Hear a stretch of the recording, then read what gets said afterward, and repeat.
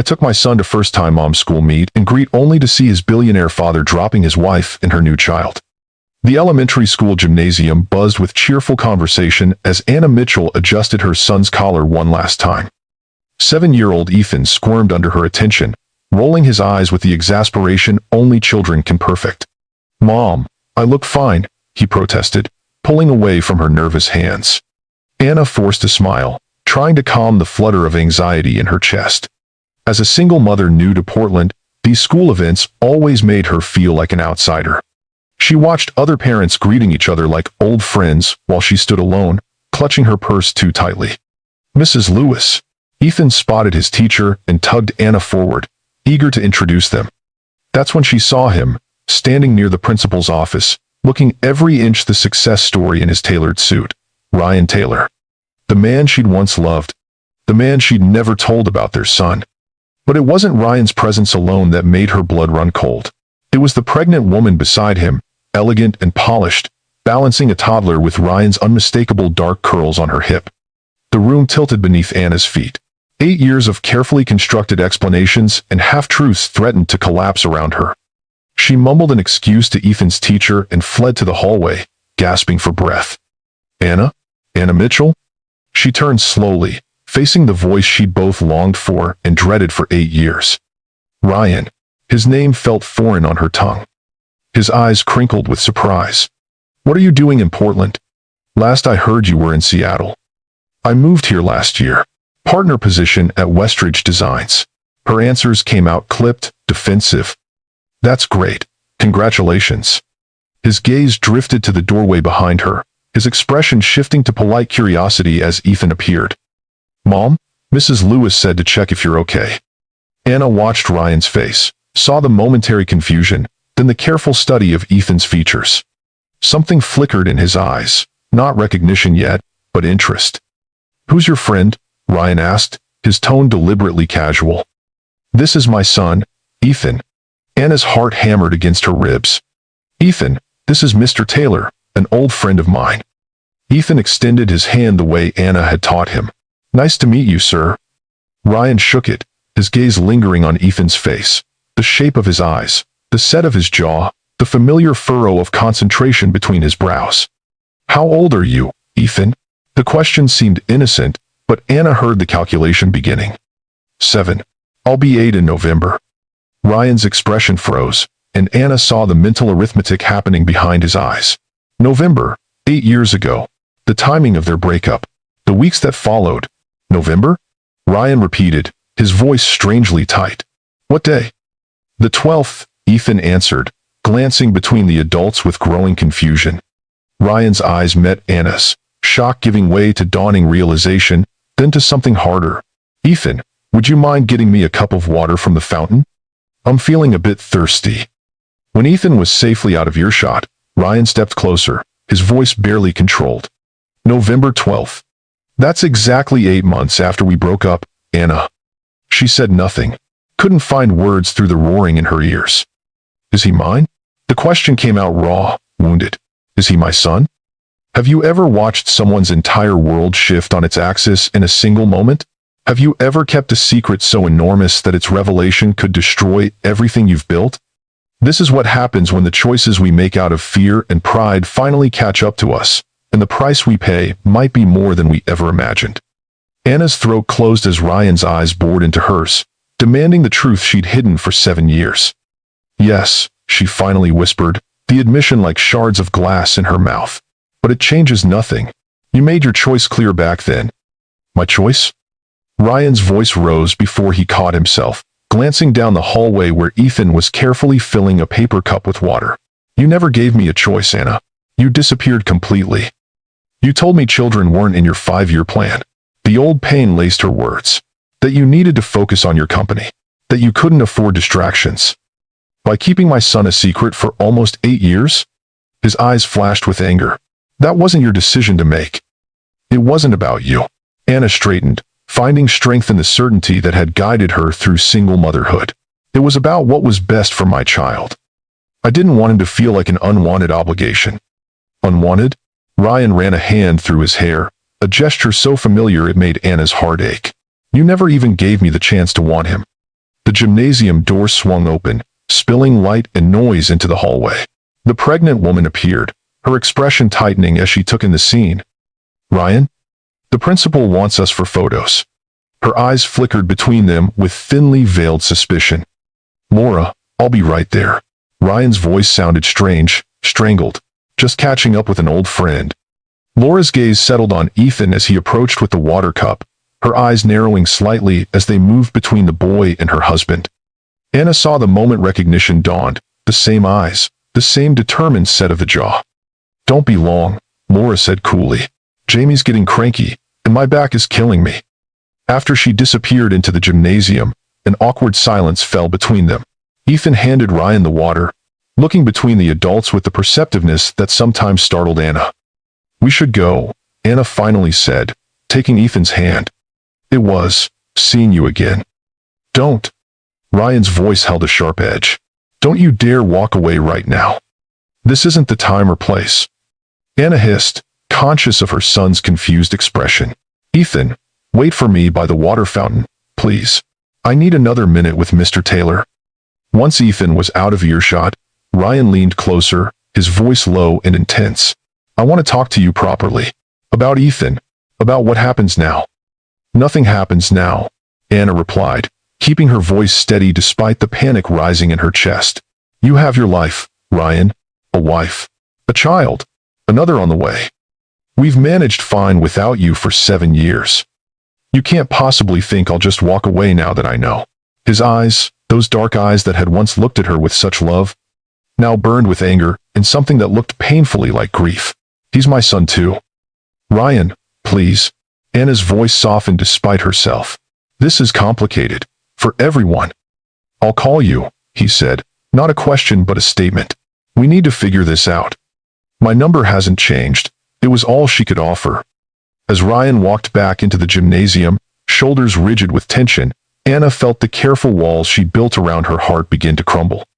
She'd spent nearly 8 years convincing herself she'd done the right thing, that raising Ethan alone was better than forcing Ryan into reluctant fatherhood.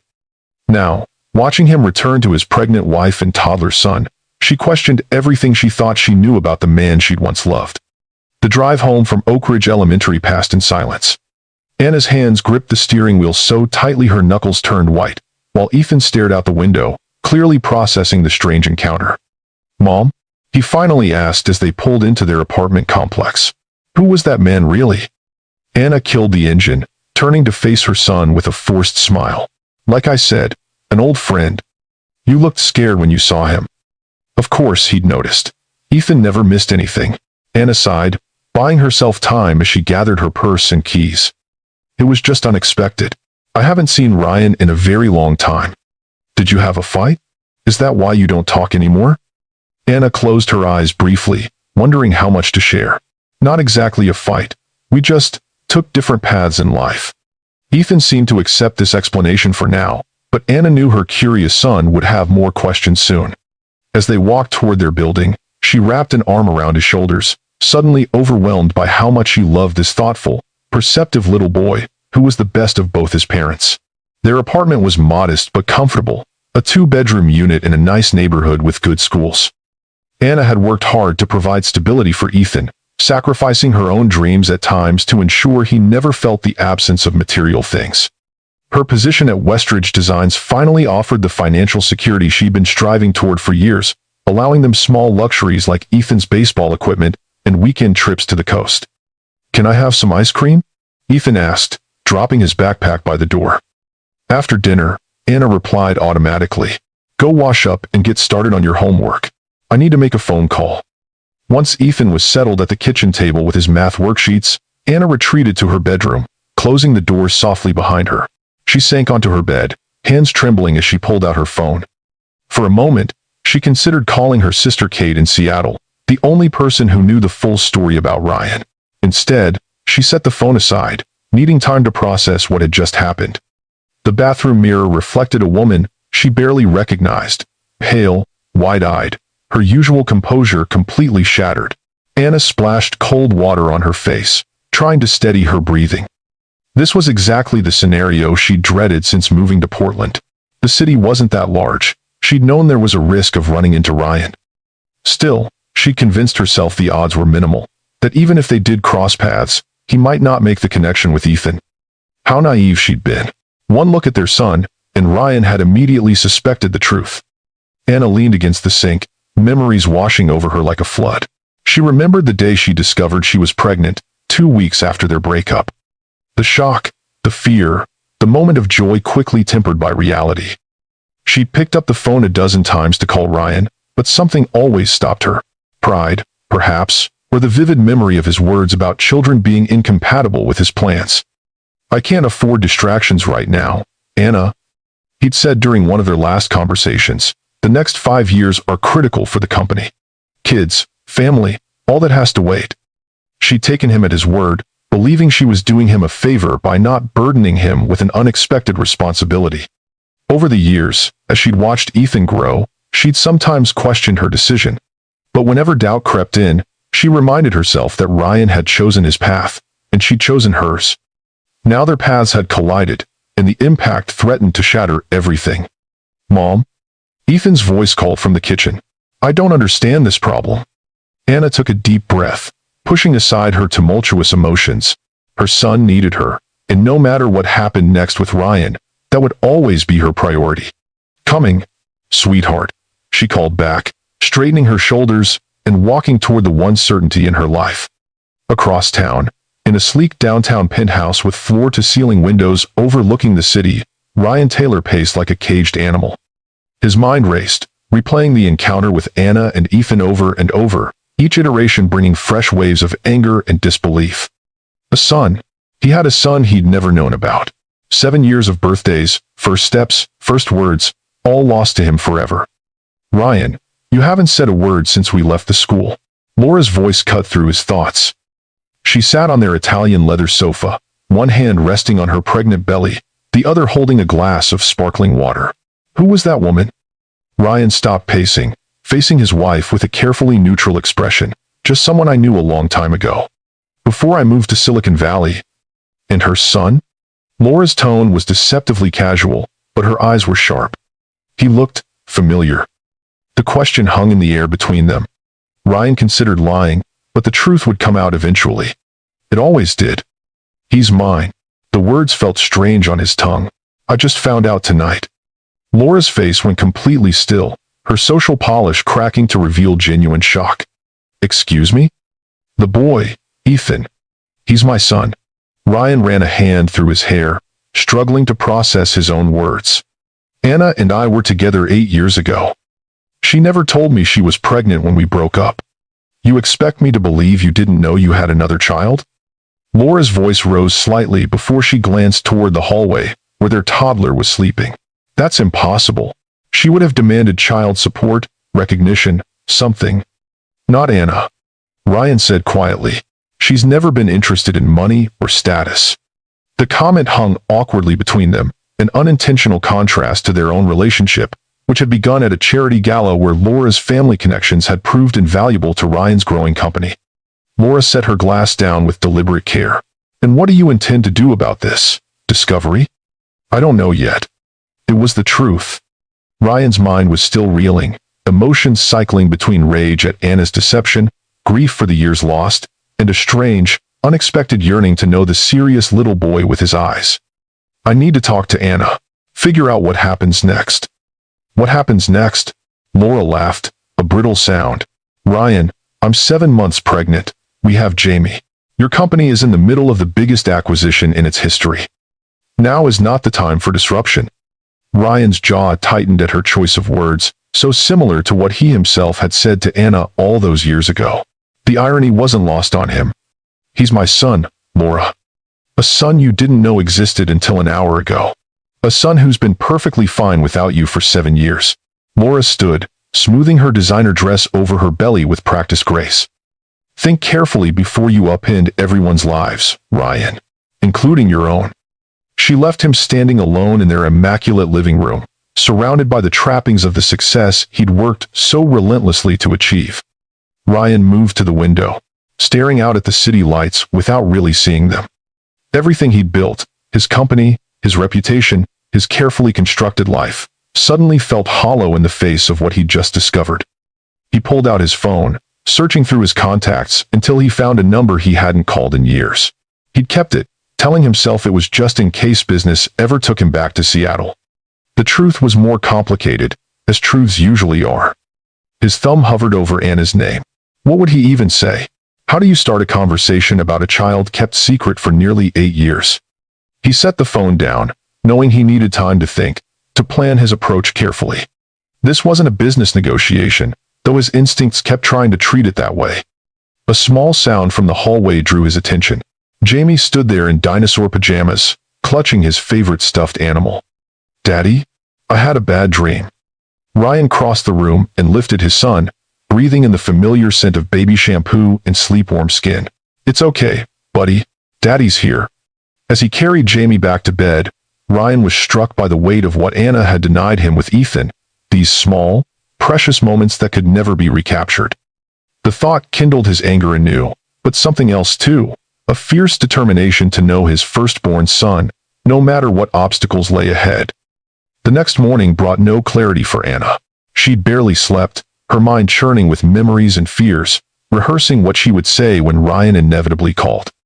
By the time she got Ethan off to school, she felt hollowed out, running on autopilot and too much coffee. Her phone buzzed as she walked into her office at Westridge Designs. The number wasn't saved in her contacts, but she recognized it instantly. "This is Anna," she answered, closing her office door for privacy. "We need to talk." Ryan's voice was controlled, professional, the voice he probably used in board meetings. "Face to face. Today. I'm working. Unlike some people, I can't just rearrange my schedule on a whim." "This isn't a whim, Anna. This is about our son." The edge in his voice softened slightly. "Please. I took the morning off." Anna sighed, glancing at her calendar. "I have a client meeting at 11. I could see you for coffee at 9:30. The place on 3rd and Pine. I'll be there." The line went dead before she could say anything else. Anna set her phone down with shaking hands, wondering what she'd just agreed to. The coffee shop was quieter than she'd expected, most of the morning rush having already departed for offices around downtown. Anna chose a table in the corner, positioning herself to see the door, a small part of her still hoping Ryan might not show. That hope died when he walked in precisely at 9:30, scanning the room with purpose. He dressed down today, expensive jeans and a casual button-down that reminded her more of the man she'd known than the polished executive from the school event. The sight of him sent a complicated wave of emotions through her, nostalgia, anger, and something else she refused to examine. Ryan ordered before joining her, setting 2 cups on the table as he sat down. "Still, take it with 1 sugar, no cream?" The fact that he remembered such a small detail after 8 years caught her off guard. "Yes, thank you." They sat in awkward silence for a moment, 2 people who had once known each other intimately, now virtual strangers. "You look good, Anna." His voice was softer now, less confrontational. "The years have been kind to you. Let's not do the small talk thing, Ryan." Anna wrapped her hands around her cup, needing something to ground her. "You wanted to talk about Ethan." Ryan nodded, his expression turning serious. "Why didn't you tell me?" The directness of the question shouldn't have surprised her, but it did. Anna had expected circling, negotiations, the careful approach Ryan had always used in difficult situations. Instead, he cut straight to the heart. "I found out I was pregnant 2 weeks after we broke up," she said quietly. "You had just moved to Silicon Valley for that first round of serious funding. You made it abundantly clear that children weren't part of your 5-year plan. So you made that decision for me. It wasn't a question. I made the decision I thought was best for everyone involved." Anna met his gaze steadily. "You were building your company. The last thing you needed was an unexpected responsibility tying you to someone you'd already decided to leave behind. That's not fair, Anna. We both agreed the long-distance thing wasn't working. I didn't leave you behind. We made a mutual decision. After you made it clear your priorities were elsewhere." The old hurt crept into her voice despite her efforts to remain detached. "And I respected those priorities. I didn't want to be the woman who trapped you with a baby you didn't want." Ryan's face darkened. "You don't get to claim the moral high ground here. You kept my child from me for 7 years. 7 years of his life I can never get back." And what would you have done if I had told you? Anna challenged. Honestly, Ryan, would you have been happy about it? Would you have changed your plans? Moved back to Seattle? He hesitated just a fraction too long before answering. I would have taken responsibility. Responsibility? Anna smiled sadly. That's exactly what I was afraid of. Ethan deserved more than being someone's responsibility. And what about what I deserved? The right to know my own son exists? Ryan leaned forward, his voice intense. You robbed me of that choice, Anna. You decided for both of us. The accusation stung because there was truth in it. Anna had made the decision alone, convinced she was protecting both Ryan and Ethan from an uncomfortable situation. Looking at the hurt and anger in Ryan's eyes now, she wondered if she'd been protecting herself most of all, from rejection, from being a burden, from watching Ryan struggle to fit a child into a life that had no space for one. You're right. The admission cost her. I should have told you. But I can't change the past, Ryan. All I can do is figure out what's best for Ethan now. I want to be part of his life. Ryan's tone made it clear this wasn't negotiable. I've missed 7 years. I won't miss any more. It's not that simple. Ethan doesn't know you. You're a stranger to him. Because you kept me a stranger. Ryan's control slipped momentarily, his voice rising before he caught himself. Sorry, this isn't. I'm not handling this well. The glimpse of vulnerability beneath his polished exterior reminded Anna of the man she'd fallen in love with. Passionate, determined, but also capable of self-reflection. It made this harder somehow. What about your wife? Anna asked quietly. Your other children? How do they fit into this scenario? Ryan's expression clouded. Laura and I. It's complicated. That's not an answer. I don't have all the answers yet, Anna. I found out I have a son less than 24 hours ago. His frustration was palpable, but I know I want to know him. I want him to know me. And if I say no? Ryan's eyes hardened. Don't make this adversarial. I could get lawyers involved, but I don't want to put Ethan through that. The implied threat hung between them. Anna knew he could afford the best attorneys, could drag her through court battles she couldn't hope to win. Ryan Taylor was no longer the struggling entrepreneur she'd known. He was a billionaire with resources and connections she couldn't match. I don't want lawyers involved either, she conceded. But Ethan has to be the priority here, not your feelings, not mine. Just him. On that, at least, we agree. Ryan sat back slightly, some of the tension leaving his shoulders. Will you tell him about me? Anna nodded slowly. Yes, but I need to do it carefully. This will be confusing for him. When? Soon. Give me a few days to figure out the right approach. She hesitated, then added, for what it's worth, he's always known you exist. I never told him you didn't want him. I said you lived far away and couldn't be with us, but that you would have loved him if you'd known him. Something shifted in Ryan's expression, gratitude, perhaps, or surprise. Thank you for that. I never wanted him to feel unwanted, Ryan.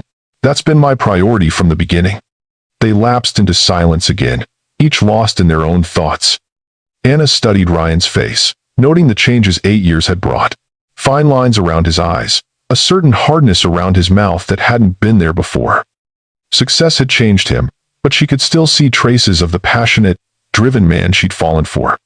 Tell me about him, Ryan said suddenly. What's he like? The question caught Anna off guard. She'd expected demands, negotiations, perhaps even threats, not this simple desire to know their son. He's remarkable.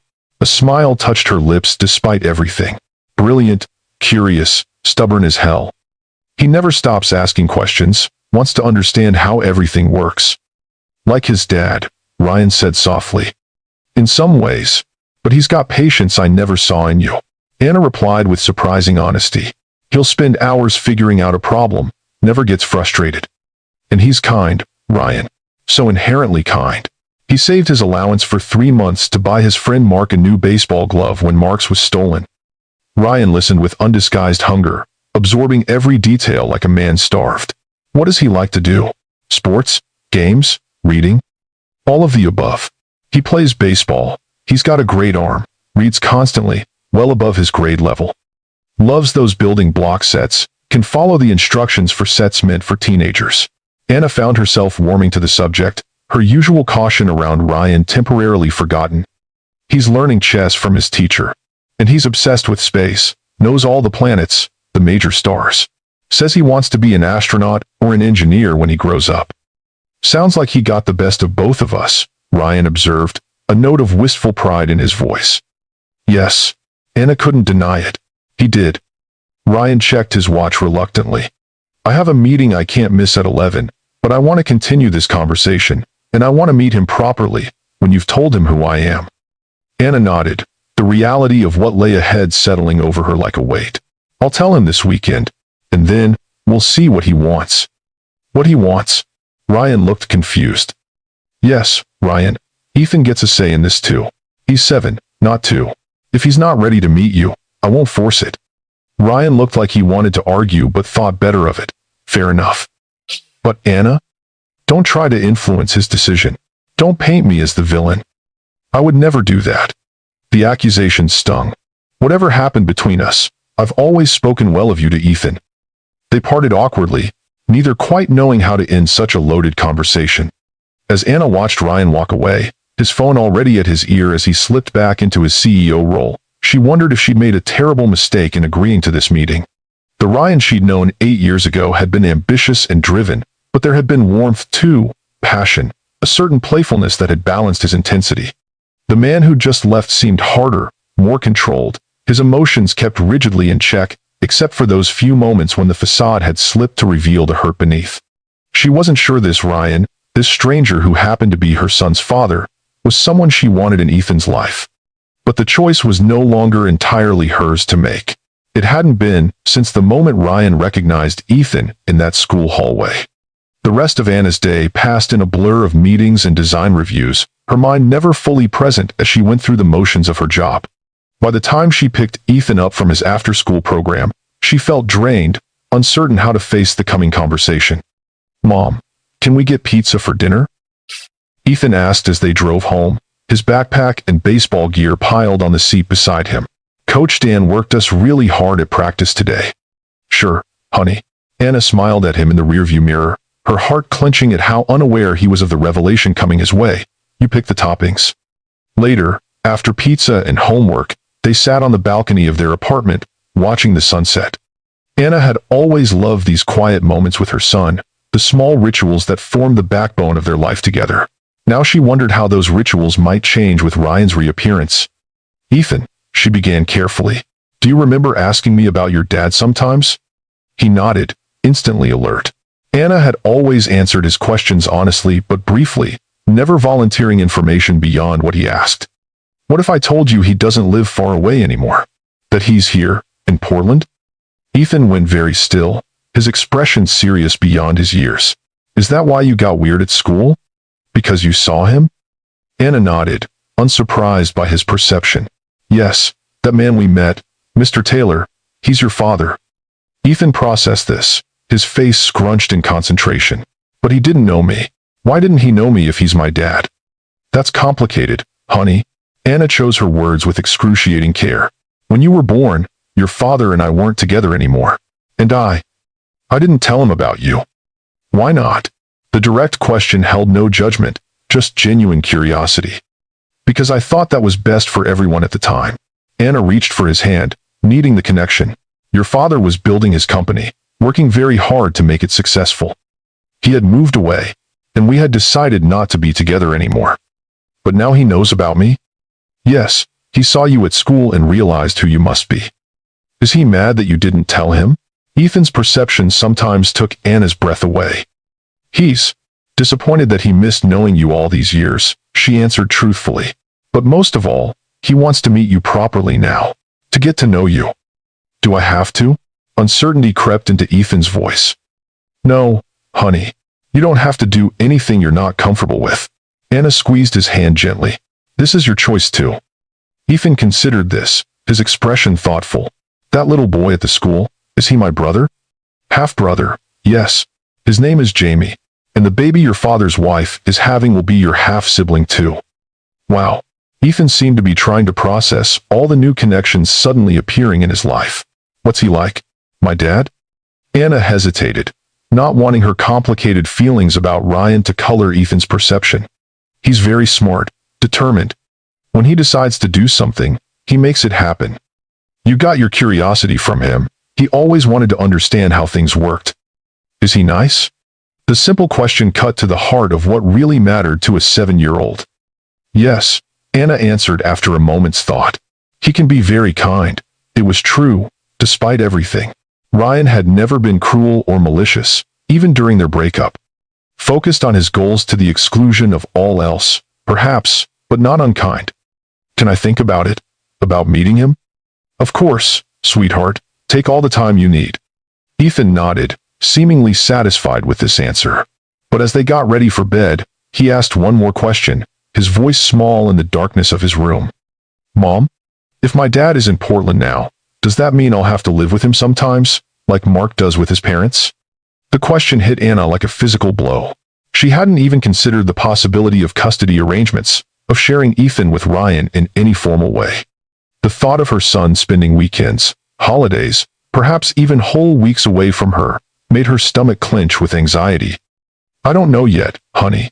That's something your father and I would have to discuss. But nothing will happen without talking to you first. Okay. Ethan seemed to accept this, settling down under his space-themed comforter. Love you, Mom. Love you too, more than anything. Anna kissed his forehead, lingering a moment to watch his eyes close, wondering how many more nights she had before everything changed.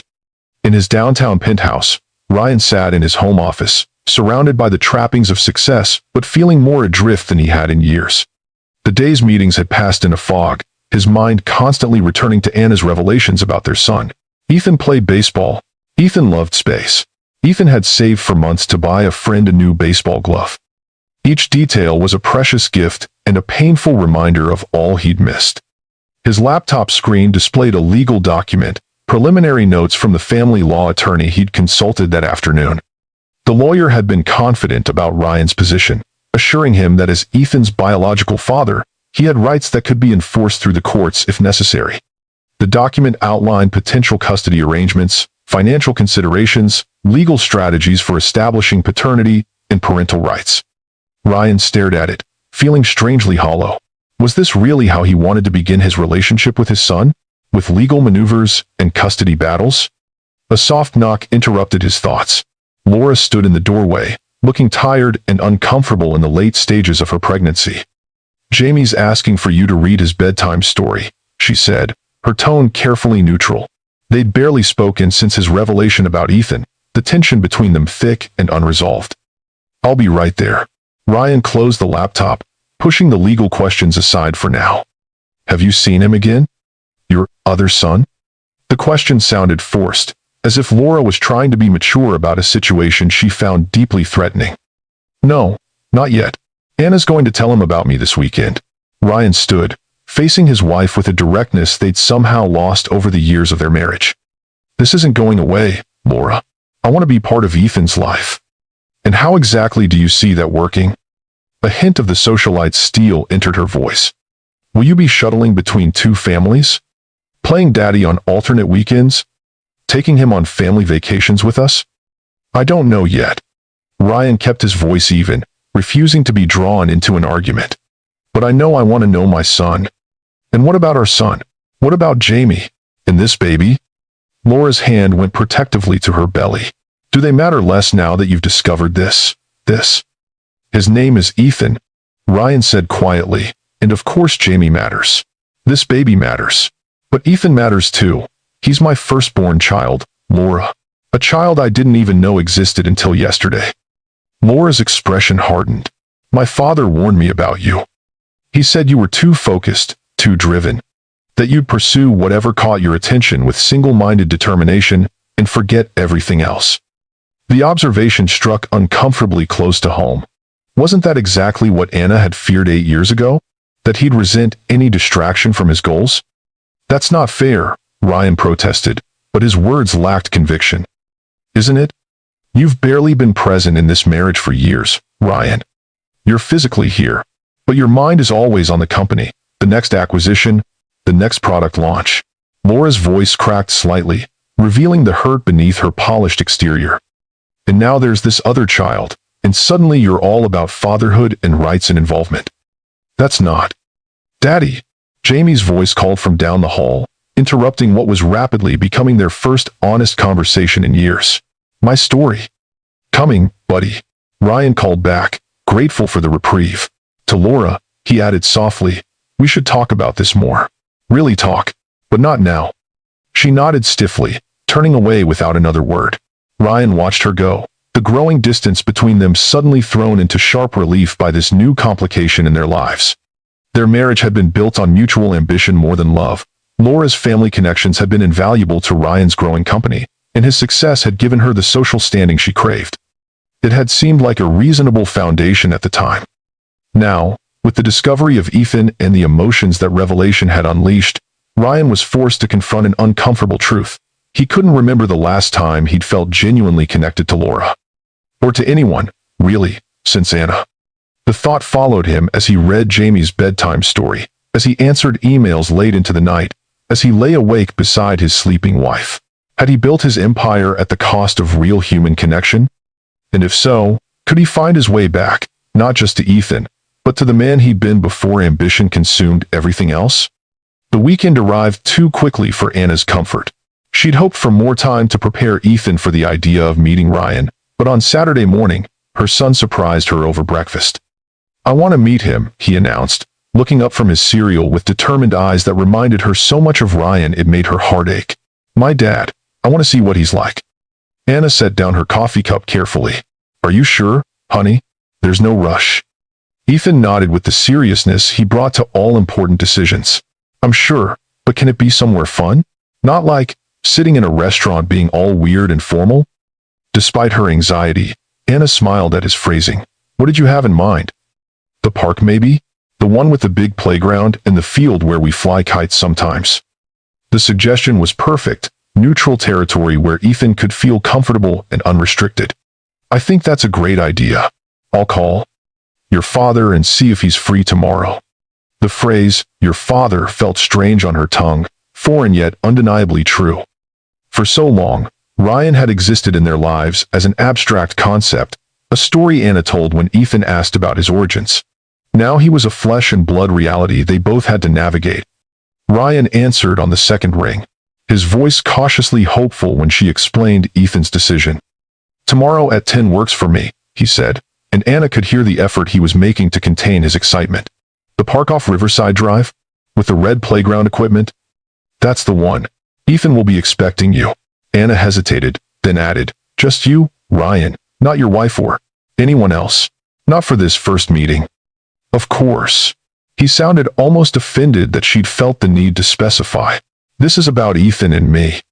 After hanging up, Anna felt a strange mix of emotions, anxiety about how the meeting would go, lingering anger at the situation they found themselves in, and something else, something she was reluctant to identify. It felt uncomfortably like nostalgia, a wistful remembrance of the man Ryan had been when they first met, before success and ambition had hardened him. Sunday morning dawned clear and mild, perfect weather for a park outing. Anna watched Ethan choose his clothes with uncharacteristic care, settling on his favorite baseball jersey and the new sneakers he usually saved for special occasions. The small gesture revealed how important this meeting was to him, despite his casual demeanor. "Remember," Anna said as they walked to the park, Ethan's hand warm in hers. "This is just about getting to know each other. There's no pressure.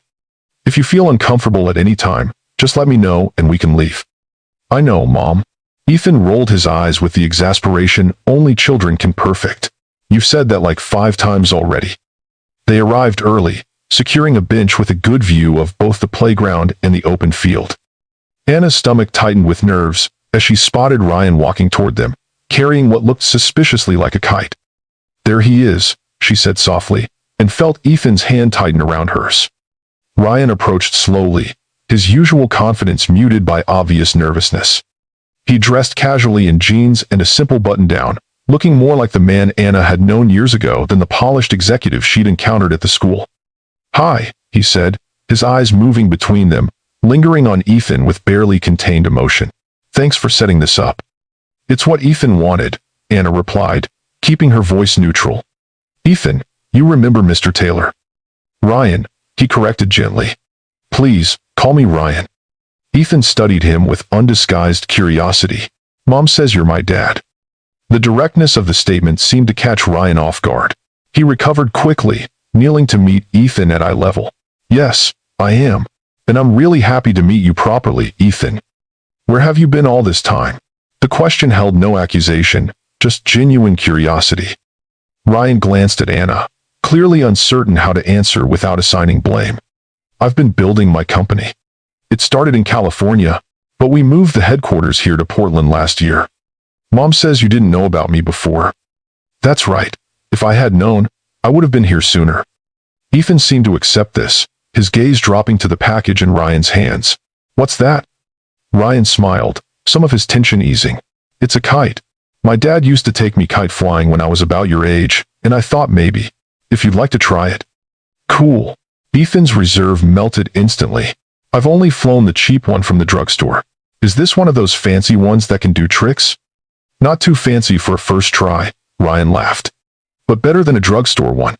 Want to check it out? Ethan looked to Anna, silently asking permission. She nodded, forcing a smile despite the lump in her throat. Go ahead. I'll wait here. She watched as they walked toward the open field, Ryan carefully unpacking the kite and showing Ethan how to hold the string. Their heads bent together, dark hair catching the sunlight in identical ways, their gestures so similar it was like watching a time-lapse of the same person. For the next hour, Anna observed their interaction from her bench, noting how Ryan patiently taught Ethan the basics of kite flying, how they laughed together when the kite took an unexpected dive, how their initial awkwardness gradually gave way to a more natural connection. When the colorful diamond finally caught the wind properly and soared high above the field, Ethan's delighted laugh carried across the park, a sound of pure joy that brought unexpected tears to Anna's eyes. Ryan was good with him, patient, encouraging, genuinely interested in Ethan's thoughts and questions. It was a side of him Anna had glimpsed occasionally during their relationship, but never fully developed. The man she'd known had been driven, passionate about his work, but often impatient with everyday interactions that didn't relate to his goals. This Ryan, the one teaching their son to fly a kite with infinite patience, was someone new. Or perhaps he'd been there all along, waiting for the right moment, the right person, to emerge for. The thought was unsettling, challenging the narrative Anna had constructed over the years to justify her decisions. She told herself that Ryan wouldn't have wanted the interruption of a child, that he would have resented the demands on his time and attention. Watching him now, completely absorbed in this simple activity with Ethan, she wondered if she'd been wrong. When they finally returned to her bench, Ethan's cheeks were flushed with excitement, his eyes bright. Mom, did you see how high our kite went? He exclaimed. Ryan says next time we can try a stunt kite that does tricks in the air. Ryan, not Dad, not yet. Anna wasn't sure if she was relieved or disappointed by the distinction. That sounds great, honey, she managed. Why don't you get some water from the fountain? You must be thirsty after all that running. When Ethan was out of earshot, Ryan sat beside her on the bench, his eyes still following their son. He's incredible, Anna. His voice was soft with wonder. Smart, funny, kind. You've done an amazing job with him. The compliment, delivered with such genuine appreciation, caught her off guard. Thank you, she said simply, accepting the acknowledgement of her years of single parenthood. He had a good time today. So did I. Ryan turned to face her, his expression more open than she'd seen since their reunion. More than I can express. But there's something I need to tell you, something I should have mentioned earlier. Anna tensed, preparing for bad news. What is it? Laura and I are separating. It's been coming for a long time, but we've been trying to make it work for Jamie's sake. His voice was steady, matter of fact. After seeing you and Ethan, I realized I couldn't keep pretending. The admission stunned her. Ryan, please tell me you didn't end your marriage because of us. No, not because of you.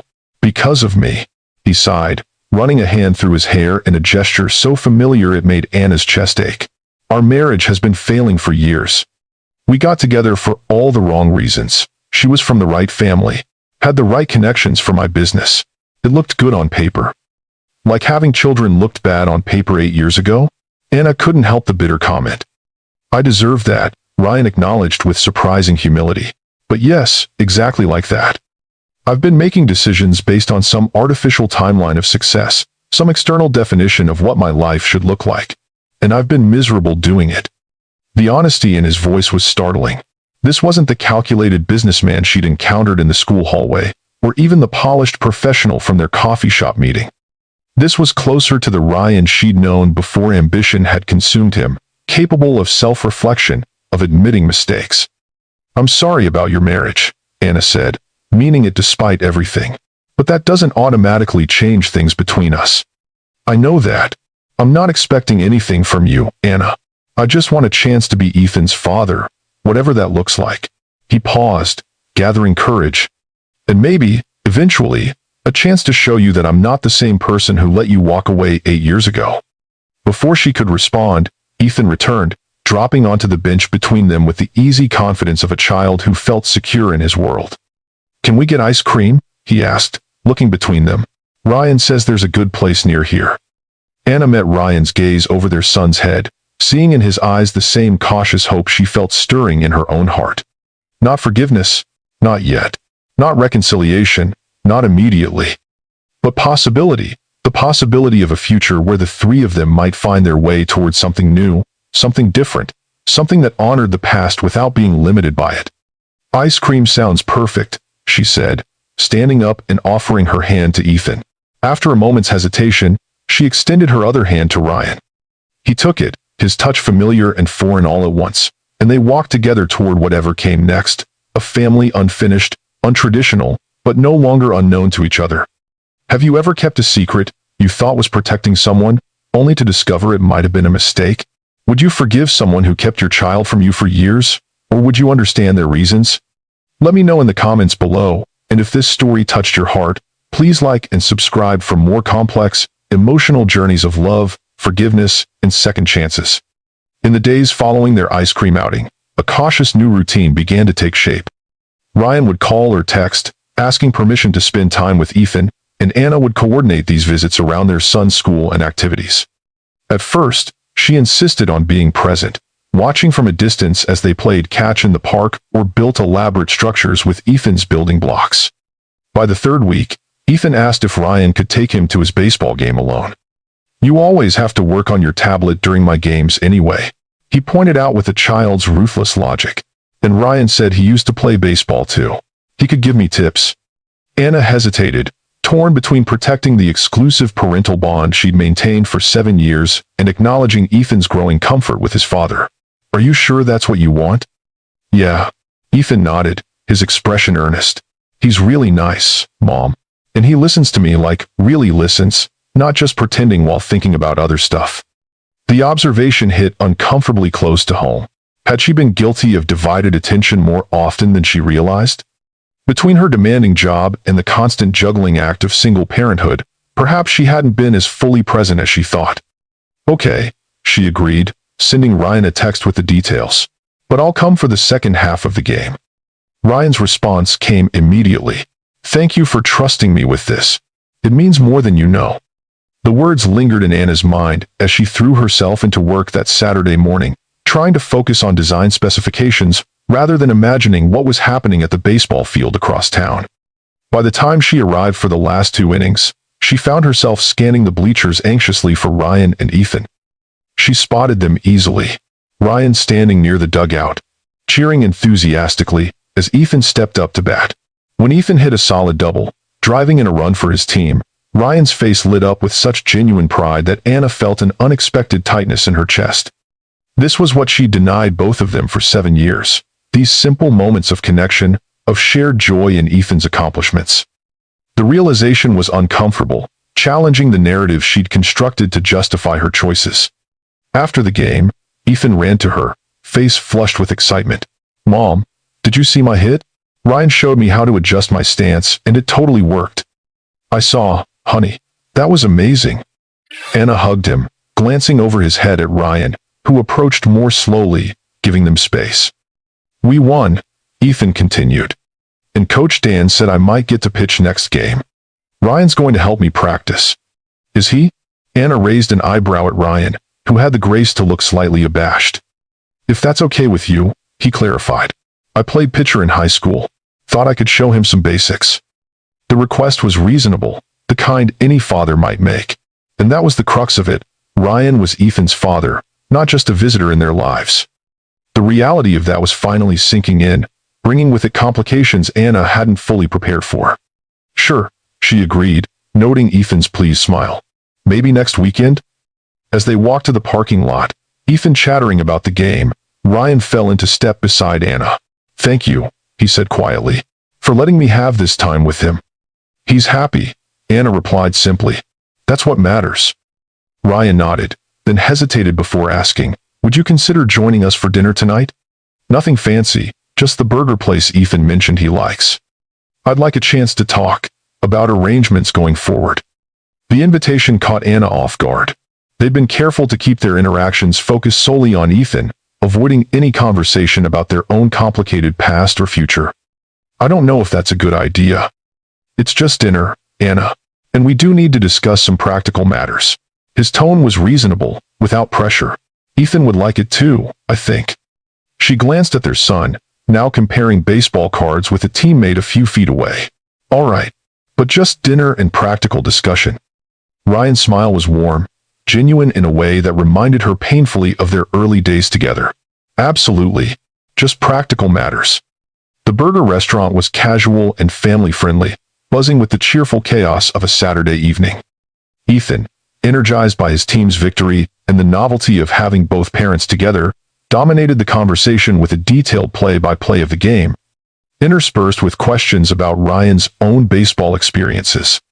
"Did you ever play professionally?" he asked, eyes wide as Ryan described his college team's championship run. "No, by then I was too focused on computer programming," Ryan admitted. "Sometimes I wonder what would have happened if I'd stuck with it, though." "Mom says we have to make choices about what's really important to us," Ethan remarked, dipping a French fry in ketchup. "You can't do everything." Ryan's eyes met Anna's over their son's head. "Your mom is very wise. I wish I'd understood that better when I was younger." Anna looked away, uncomfortable with the weight of meaning in his gaze. "Ethan, why don't you go check out the arcade games? I have a few dollars you can use." Once Ethan was happily occupied with a racing game across the restaurant, Anna turned to Ryan. "You wanted to discuss practical matters?" "Yes." Ryan straightened slightly, shifting into what Anna recognized as his business mode. "I'd like to formalize our arrangement regarding Ethan. Nothing aggressive. I'm not talking about custody battles or court appearances. But I would like to find time with him, and I'd like to contribute financially to his upbringing." "Ethan and I have been fine financially," Anna said defensively. "I don't need your money." "I know you don't need it. But he's my son too, and I want to contribute to his education, his activities, his future." Ryan's expression was earnest. "And I'd like regular time with him, weekends, maybe occasional overnights when he's comfortable with that." The thought of Ethan spending nights away from her, in Ryan's sleek downtown penthouse, sent a spike of anxiety through Anna. For 7 years, she'd been Ethan's entire world, his constant, his security. The idea of sharing that role, of watching him form bonds and create memories that didn't include her, was more painful than she'd anticipated. "This is happening very fast," she said quietly. "A month ago, you didn't even know he existed. Now you want overnights?" "Not immediately, when he's ready." Ryan leaned forward, his voice softening. "Anna, I know this is difficult for you. You've been his everything for 7 years. But I'm trying to do this right. No courts, no lawyers, just 2 adults figuring out what's best for our son." The reasonableness of his approach made it hard to argue without seeming petty or possessive. And wasn't that what she'd always wanted, for Ethan to have a father who cared enough to fight for time with him, who wanted to be involved in his life? "All right," she conceded. "We can work something out, but it needs to be gradual, Ryan. Ethan's still getting to know you." "Of course." His relief was palpable. "We'll go at his pace. And yours, to some extent." The qualification hung between them, a gentle reminder that this wasn't solely Anna's decision anymore. She had to share Ethan now, had to consider Ryan's rights and feelings in a way she'd never had to before. "What about your wife?" she asked. "Ex-wife? Whatever she is now. And your other son? How do they factor into these arrangements?" Ryan's expression clouded. "Laura and I are still living separately. The divorce will take time. There are complicated financial considerations, and she's due to have the baby in less than a month. As for Jamie, he's too young to really understand what's happening, but eventually I'd like Ethan to know his half-siblings." The mention of Ryan's other children reminded Anna of the reality they were facing, not just two parents reconnecting with their shared child, but a complex web of relationships and responsibilities that would affect Ethan's life in ways she couldn't predict. One step at a time, she said firmly. Let's focus on establishing a routine with you and Ethan before bringing in others. Ryan nodded, accepting the boundary. Fair enough. But Anna, there's something else we need to discuss. My company. It's fairly high profile in the tech world. There are business reporters who follow my personal life, industry blogs that speculate about everything from our product launches to my marriage. What are you saying? I'm saying that sooner or later, people are going to notice I'm spending time with a child who looks remarkably like me. They'll ask questions. And when the news about Laura and me breaks publicly, those questions will get more intrusive. His expression was apologetic but serious. I want to protect Ethan from that attention as much as possible, but we should have a plan for when it happens. The thought of Ethan becoming fodder for gossip columns and industry speculation made Anna's protective instincts flare. This is exactly the kind of complication I was trying to avoid by not telling you in the first place. As soon as the words left her mouth, she regretted them. Ryan's face hardened, the warmth disappearing from his expression. I see. So, you didn't tell me about my son because it might have been complicated, because it might have brought unwelcome attention? His voice was controlled, but Anna heard the hurt beneath. Not because you thought I didn't want him, but because you didn't want the inconvenience? That's not what I meant, and you know it. Anna lowered her voice, conscious of Ethan still playing nearby. I meant that I wanted to protect him from exactly this kind of situation, being the subject of public curiosity, having his life dissected by strangers. And yet here we are anyway. Ryan's tone softened slightly. Look, I understand your concerns. I share them. But hiding Ethan isn't the answer. That just makes it seem like we have something shameful to conceal. I'd rather control the narrative, be straightforward about the fact that I have a son from a previous relationship who I'm now building a relationship with. Easy for you to say, Anna countered. Your life is already public. Ethan's isn't. Mine isn't. We've built a quiet existence that works for us. Had I known about him from the beginning, that might have been different. The observation wasn't accusatory, just factual, but it stung nonetheless. Mom, Ryan, Ethan called from across the restaurant. Come see my high score. The conversation paused as they both moved to admire Ethan's gaming achievement. Anna watched as Ryan listened with exaggerated interest to Ethan's explanation of the game mechanics, noticing how her son glowed under his father's attention. Despite her concerns, she couldn't deny that Ryan's presence in Ethan's life had brought a new dimension of joy and confidence to her usually self-contained child. Later that night, after Ethan was asleep, Anna sat on her balcony with a glass of wine, turning the evening's conversation over in her mind. Ryan wanted formalized time with Ethan. He wanted to contribute financially. He was concerned about media attention. All reasonable, responsible parental concerns. So why did it all feel so threatening? The answer came with uncomfortable clarity, because it meant sharing Ethan. It meant acknowledging that her son had a father with rights and feelings and contributions that were valid even if they'd been absent for 7 years. It meant admitting that her decision, made with what she believed were the best intentions, had deprived both Ryan and Ethan of a relationship that clearly mattered to them both. Her phone buzzed with a text from Ryan. Thank you for dinner tonight. And for raising such an amazing kid. Whatever else happens between us, I'll always be grateful to you for Ethan. The simple message brought unexpected tears to Anna's eyes. This wasn't the reaction of a man who would have resented fatherhood, who would have seen Ethan as an unwelcome responsibility. This was the response of someone who recognized the gift he'd been given, even belatedly. Had she been wrong about him all along? Had she misjudged what kind of father he would have been? The question haunted her as she drifted into uneasy sleep. The media storm Ryan had predicted arrived sooner than expected. 3 weeks after their dinner, Anna was leaving a client meeting when her phone exploded with notifications. A tech industry blog had published an article titled, Horizon Technologies CEO Ryan Taylor's Secret Family? Accompanied by photos of Ryan and Ethan at the baseball field, their resemblance unmistakable. The article speculated about the timing, noting that Ethan appeared to be around 7 or 8, meaning he would have been born shortly after Ryan left Seattle for Silicon Valley. It mentioned Ryan's current marriage, his toddler son, and his wife's advanced pregnancy, painting a picture of complicated family dynamics that had readers commenting with gleeful speculation. Anna's hand shook as she called Ryan. "Have you seen it?" "Yes." His voice was grim. "I'm so sorry, Anna. I was hoping we'd have more time before this happened." "They have photos of Ethan, Ryan. His face is clearly visible. They even mentioned his baseball team by name." Her panic rose with each word. What if reporters show up at his school? What if the other kids see this? "I'm already handling it," Ryan assured her, his tone shifting to the decisive CEO she'd glimpsed occasionally in their recent interactions. "My PR team is contacting the blog to have Ethan's photos and identifying details removed immediately. I've alerted your apartment building security to watch for unfamiliar visitors. And I'm preparing a simple statement that confirms I have a son from a previous relationship, but requests privacy for all children involved."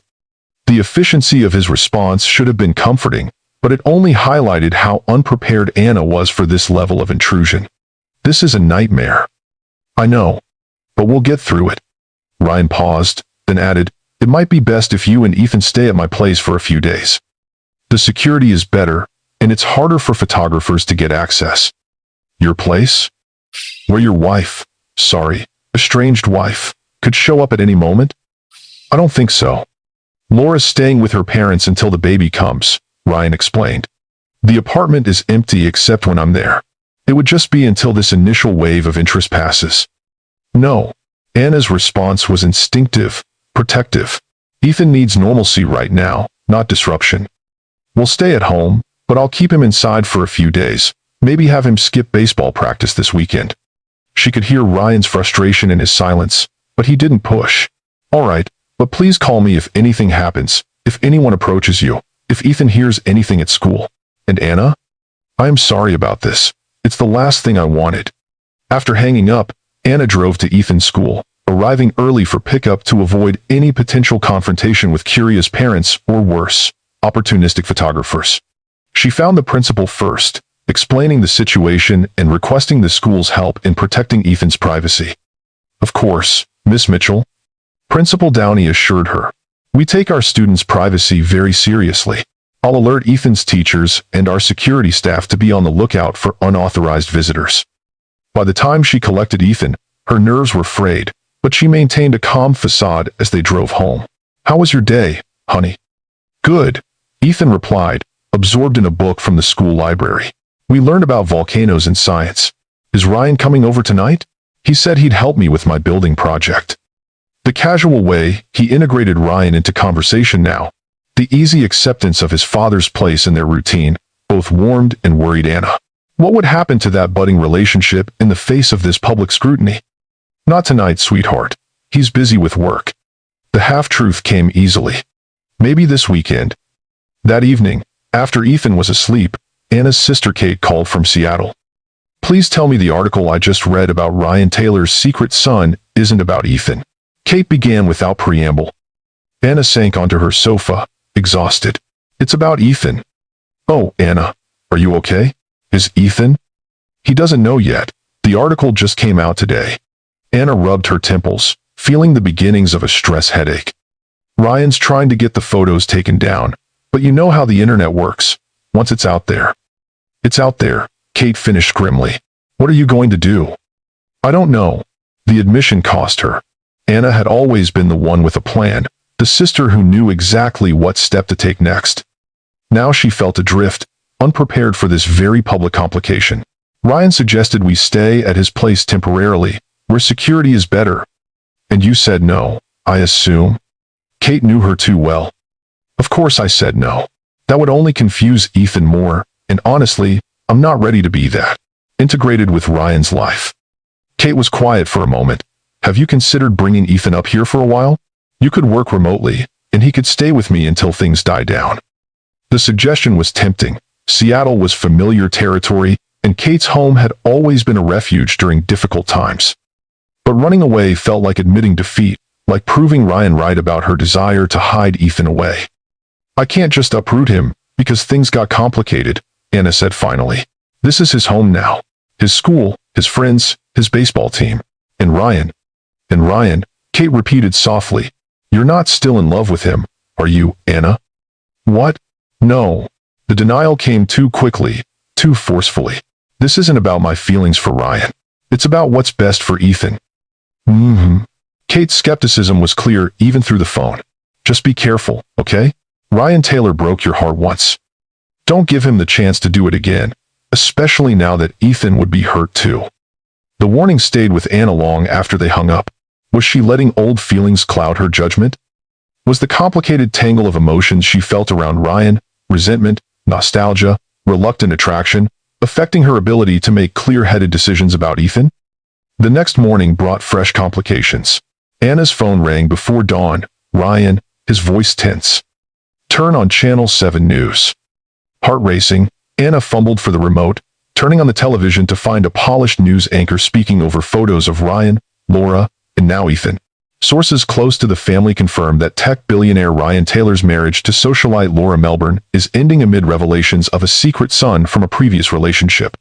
Taylor's representatives issued a statement last night requesting privacy, but declined to address rumors that the discovery of his firstborn son precipitated the split from Melbourne, who was 8 months pregnant with the couple's second child. "Oh my God," Anna whispered, horrified. "They're making it sound like you left Laura because of Ethan." "I know." Ryan's frustration was palpable. Laura's family is feeding this narrative to the press. Her father's furious about the divorce, about the timing with the baby coming. He's trying to paint me as the villain. Where does that leave Ethan and me? Are we the homewreckers in this story? No one who matters believes that. Ryan insisted. But Anna, this is going to get worse before it gets better. Edward Melbourne has significant media connections, and he's not afraid to use them. As if on cue, Anna's work phone buzzed with a text from her assistant, reporter from Business Insider called asking for comment on your relationship with Ryan Taylor. Should I direct them to our PR department? They're calling my office now, she told Ryan, panic rising. This is exactly what I was afraid of. I know, and I'm sorry, but we can handle this. Ryan's voice took on the calm, confident tone that had once made her believe he could achieve anything he set his mind to. I'm going to make a public statement today, clear, direct, taking full responsibility. I'll make it abundantly clear that our relationship ended years before I met Laura, that I didn't know about Ethan until recently, and that my separation from Laura has nothing to do with you or Ethan. Will people believe that? Some will, some won't. But at least the truth will be out there. He paused, then added more softly, Anna, I know this is overwhelming. But running or hiding will only make it seem like we've done something wrong. We haven't. We're just two people trying to do right by our son. The "we" caught her attention, not you or I, but we, as if they were a unit, a team facing this challenge together. The thought was oddly comforting, a reminder that she wasn't alone in this anymore. Okay, she agreed finally. Make your statement. I'll handle things on my end. But Ryan, we need to talk to Ethan before he hears about this from someone else. Agreed. Can I come over tonight? We should tell him together. The thought of facing this difficult conversation with Ryan by her side, sharing the burden of explanation, brought unexpected relief. Yes, come at 7, he'll have finished homework by then. That day passed in a blur of damage control.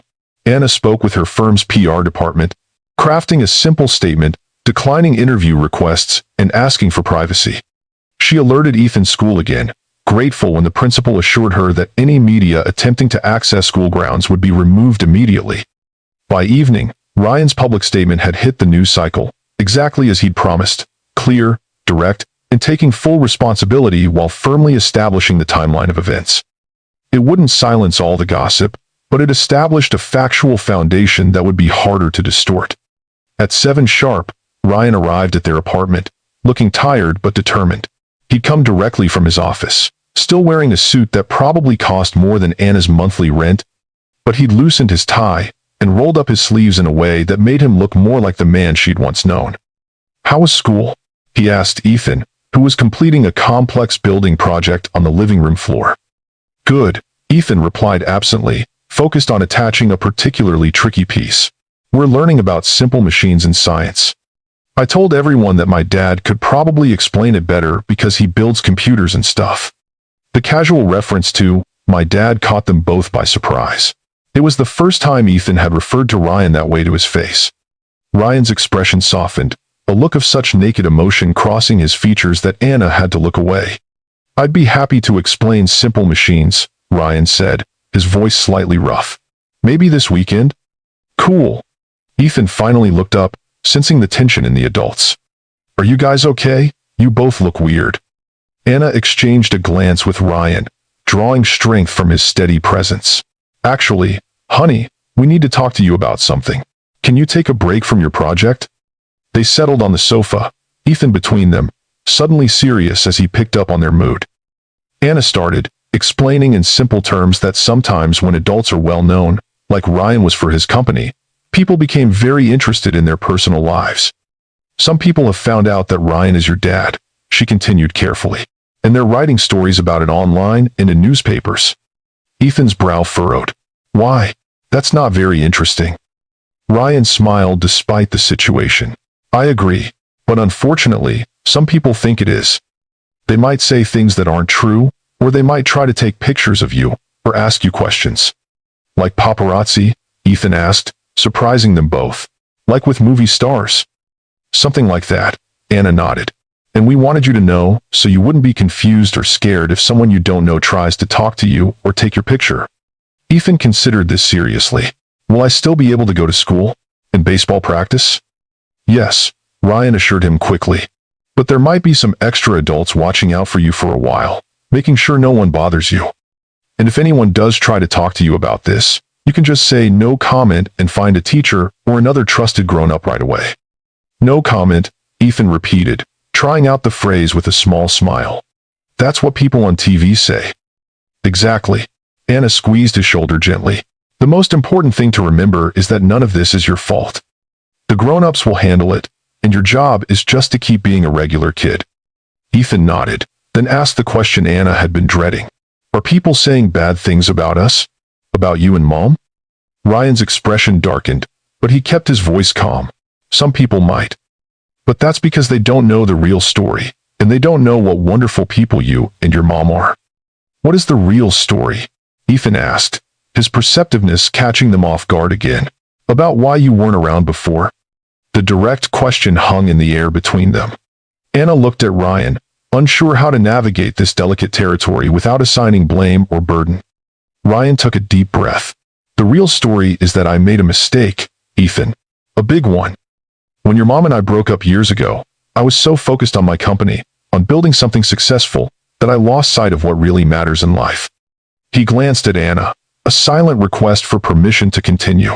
She nodded slightly. Your mom didn't tell me about you because she thought I wasn't ready to be a good father. Ryan continued carefully. And honestly, back then, she might have been right. I was working all the time, thinking only about my goals, not about the people around me.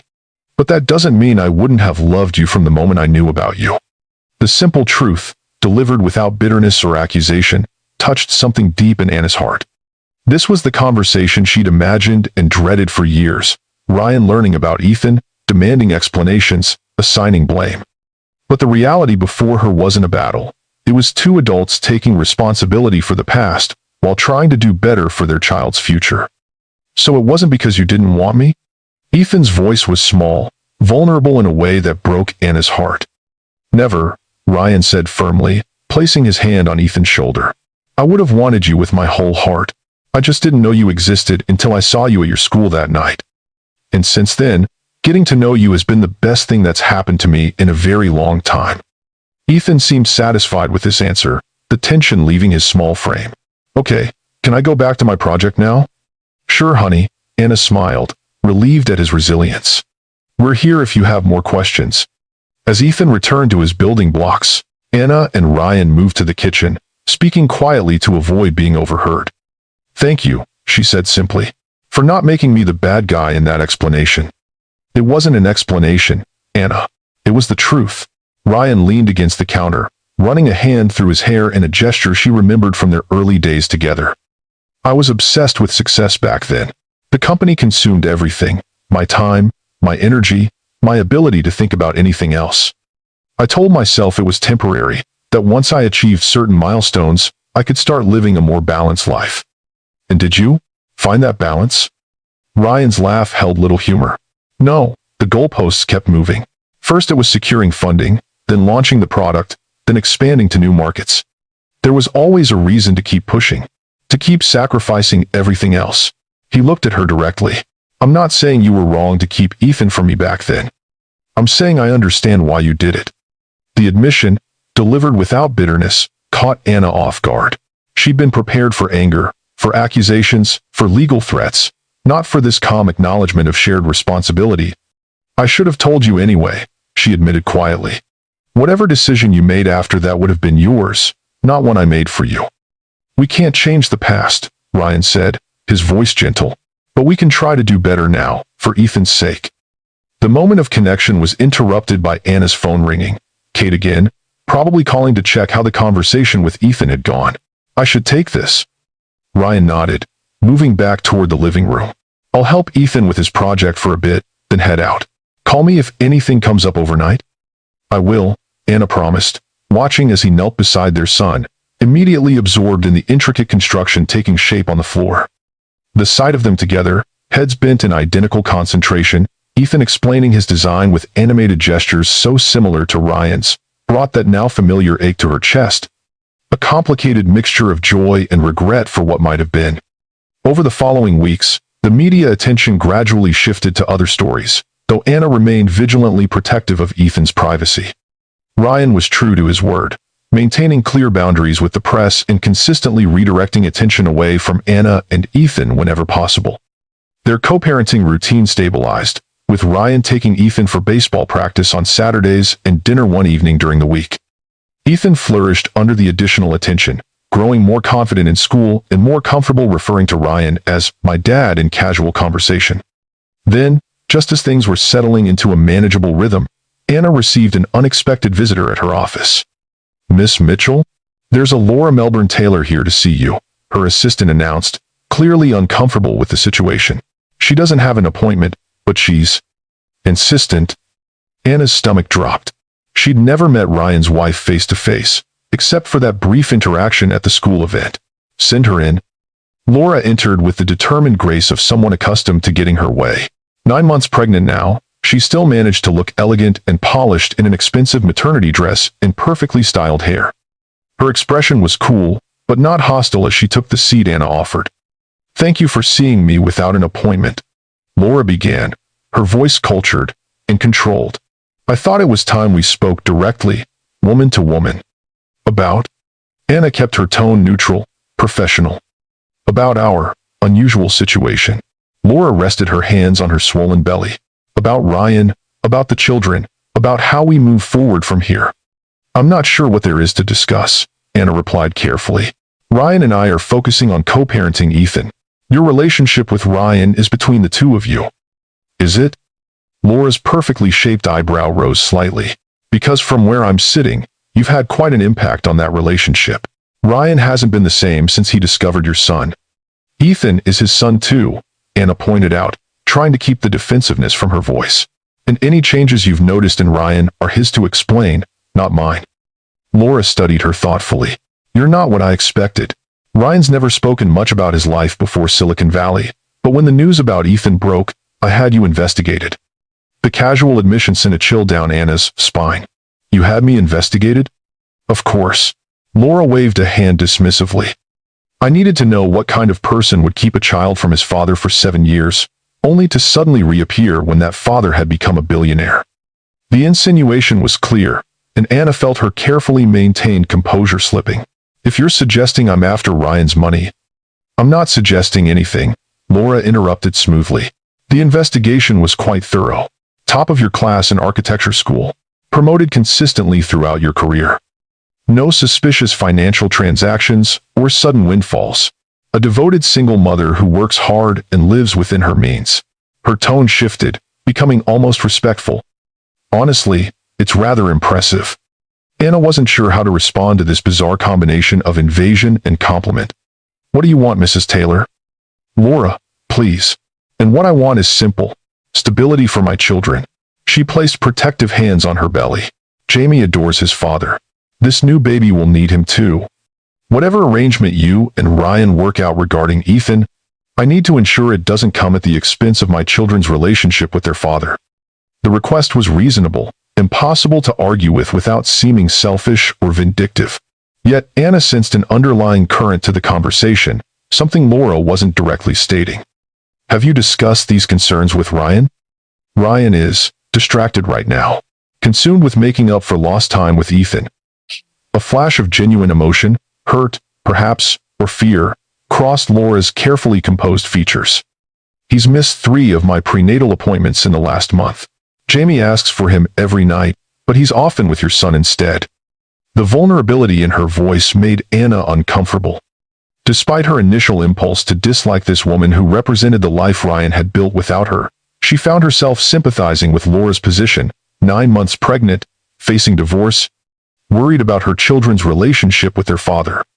I can't control Ryan's choices, Anna said carefully, but I've never encouraged him to neglect his other children. In fact, I've been clear that Ethan shouldn't come at the expense of Jamie or your new baby. Laura studied her, perhaps searching for insincerity. Finding none, her shoulders relaxed slightly. Then, perhaps we understand each other better than I expected. She shifted, wincing slightly as the baby apparently kicked. My family has significant influence in this city, Miss Mitchell. In business circles, social circles, media circles. That influence could make your life, and Ethan's, very difficult or relatively smooth. And there it was, the threat beneath the reasonable facade. Anna felt her protective instincts flare. Are you threatening my son? I'm simply stating facts, Laura replied calmly. My father was furious when Ryan announced our separation. He believes Ryan abandoned me for you and your son. I've tried to explain the actual timeline, but my father is stubborn and very protective. So what exactly are you asking of me? Discretion, patience, perhaps a slight cooling of Ryan's newfound enthusiasm for fatherhood, at least until this baby is born and things have stabilized. Laura met her gaze directly. I'm not asking you to keep Ethan from Ryan. I'm asking you to help ensure that Ryan's relationship with Ethan doesn't overwhelm his relationships with his other children. The request was manipulative but not unreasonable. Anna had no desire to see Jamie or the new baby neglected in Ryan's enthusiasm for his newfound relationship with Ethan. Yet, she resented being put in the position of managing Ryan's priorities. That was his responsibility, not hers. I think you need to have this conversation with Ryan, Anna said finally. I won't interfere in his relationship with Ethan, but I also won't encourage him to neglect his other children. That's the best I can offer. Laura studied her for a moment longer, then nodded slightly. Fair enough. She rose with surprising grace for someone so heavily pregnant. Thank you for your time, Miss Mitchell. And for what it's worth, your son seems like a remarkable child. Ryan speaks of him constantly. The compliment seemed genuine, which made it all the more disconcerting. As Laura left, Anna sat at her desk, trying to process the strange encounter. She'd expected hostility, accusations, perhaps even threats, not this complex mix of respect, vulnerability, and subtle manipulation. Her phone buzzed with a text from Ryan. Free for lunch? Need to talk to you about something important. Anna hesitated, Laura's visit still fresh in her mind. Was Ryan neglecting his other children and his enthusiasm for Ethan? And if so, was it her responsibility to address it? Sure, she replied finally. The cafe near my office at 12:30? Ryan was waiting when she arrived, already having secured a quiet table in the back. He looked tired but energized, a combination she remembered from their early days together when his company was just taking off. Thank you for meeting on short notice, he said, as she sat down. I wanted to talk to you about something before making any decisions. What's going on? Anna asked, her curiosity piqued by his serious expression. I've been offered the chance to speak at a major tech conference in London next month. It's a significant opportunity for the company, especially with our new product launch coming up. He paused, then added, I'd be gone for about a week. Okay, Anna said slowly, not understanding why this required a special lunch meeting. That sounds like a great opportunity. The thing is, it would mean missing my Saturday with Ethan, and I promised to attend his baseball tournament that weekend. Ryan looked genuinely conflicted. I know I could reschedule our time, but the tournament is a big deal to him. He's been practicing his pitching every day. Anna stared at him, suddenly understanding Laura's concerns. Ryan was coming to her to discuss a business trip's impact on his time with Ethan, apparently without considering his other responsibilities. What about your other children? She asked quietly. Won't you miss time with Jamie too? Ryan looked startled, as if the thought hadn't fully registered. Jamie stays with Laura most of the time since the separation. I see him a few evenings a week. And the new baby? Isn't Laura due around then? Not until 3 weeks after I'd return, Ryan replied, though a flicker of uncertainty crossed his face. But you're right, babies don't always follow the schedule. Anna chose her next words carefully. Ryan, I appreciate you considering Ethan's feelings about the tournament. But you have other children who need you too. And while I'd never tell you to put Ethan second, I also don't want him to be the reason you miss important moments in your other children's lives. Ryan's expression shifted from surprise to something more complex, gratitude, mixed with chagrin. You sound like you've been talking to Laura. Funny you should mention that, Anna replied dryly. She paid me a visit this morning. She what? Ryan's shock was genuine. Anna, I'm so sorry. Whatever she said. Actually, once you get past the subtle threats about her family's influence, she made some valid points. Anna kept her tone neutral, not wanting to create more conflict between Ryan and his ex. She's worried that in your enthusiasm for making up lost time with Ethan, you might be neglecting Jamie and the baby's needs. Ryan's face fell, genuine regret washing over his features. She's not entirely wrong. I've been so focused on building a relationship with Ethan that I haven't been as present for Jamie as I should be. He ran a hand through his hair in that familiar gesture of frustration. It's just, with Ethan, I feel like I'm racing against time, trying to make up for 7 years I can never get back. I understand that. But Ethan isn't going anywhere, Ryan. He's in your life now, permanently. Jamie and the new baby need you just as much, especially with all the changes they're experiencing. You're right, Ryan acknowledged, the humility in his tone reminding Anna of their recent conversation with Ethan. It's just hard to find the right balance. Welcome to parenthood, Anna said with a small smile. It's always about balance, about making impossible choices between competing needs and obligations. The fact that you're agonizing over this decision means you're already a better father than you give yourself credit for. Ryan looked at her with something like wonder. How did you get so wise about this stuff? 7 years of figuring it out on my own, she replied simply. Plus, I had a great example in my own parents. A comfortable silence fell between them as they ordered lunch, the tension of the earlier conversation dissipating into something more thoughtful, more collaborative. So, what should I do about London? Ryan asked finally. The professional opportunity is significant, but I hate missing Ethan's tournament. Anna considered the question seriously. Maybe there's a compromise. Could you go for part of the conference, not the whole week? Or could you FaceTime with Ethan before his big game, let him know you're watching remotely? Those are good suggestions, Ryan nodded. I could fly back early, maybe make it for the final day of the tournament if we advance that far. And make sure you spend extra time with Jamie before you leave, Anna added. Ethan understands schedules and commitments. He'll be disappointed but not devastated if you miss one tournament. Ryan studied her face, his expression softening. Thank you for being reasonable about this. You could have made me feel guilty for even considering the trip, but instead you're helping me find a solution that works for everyone. That's co-parenting, Ryan. It's not about winning or losing or keeping score. It's about doing what's best for Ethan, and in this case, what's best for all your children. As they continued their lunch, discussing the practical details of the coming weeks, Anna felt something shift in their relationship. For the first time since Ryan's reappearance in their lives, she felt like they were truly partners in raising Ethan, not adversaries carefully circling each other. It wasn't forgiveness, not completely. It wasn't reconciliation or the erasing of past hurts. But it was progress, a careful step toward a future where they could work together for the benefit of their son and all the children affected by their complicated history. Have you ever found yourself torn between what's fair and what your heart wants? Between protecting the life you've built and embracing an uncertain future? Life rarely gives us clear villains and heroes, just complicated people trying their best with the information they have at the time. If this story resonates with you, hit like and subscribe for more complex, emotional journeys that reflect the messy reality of love, family, and second chances. The weeks following their lunch conversation marked a subtle shift in Anna and Ryan's co-parenting relationship. The careful dance of schedules and boundaries relaxed into something more natural, more collaborative. Ryan kept his promise to be more present for Jamie, arranging his time with Ethan around his responsibilities to his younger son. Anna found herself more willing to accommodate last-minute changes when they arose, trusting Ryan's commitment to balancing his obligations to all his children. When Ryan left for London, Ethan handled the absence better than either of them had expected, proudly showing his teammates the good luck video his dad had sent before the tournament. Anna sat in the bleachers, recording Ethan's pitching debut on her phone to share with Ryan later, surrounded by other parents who had gradually stopped whispering when she approached. "Your son's got a great arm," commented Mark's dad, sliding over to make room for her. "Gets that from his father?"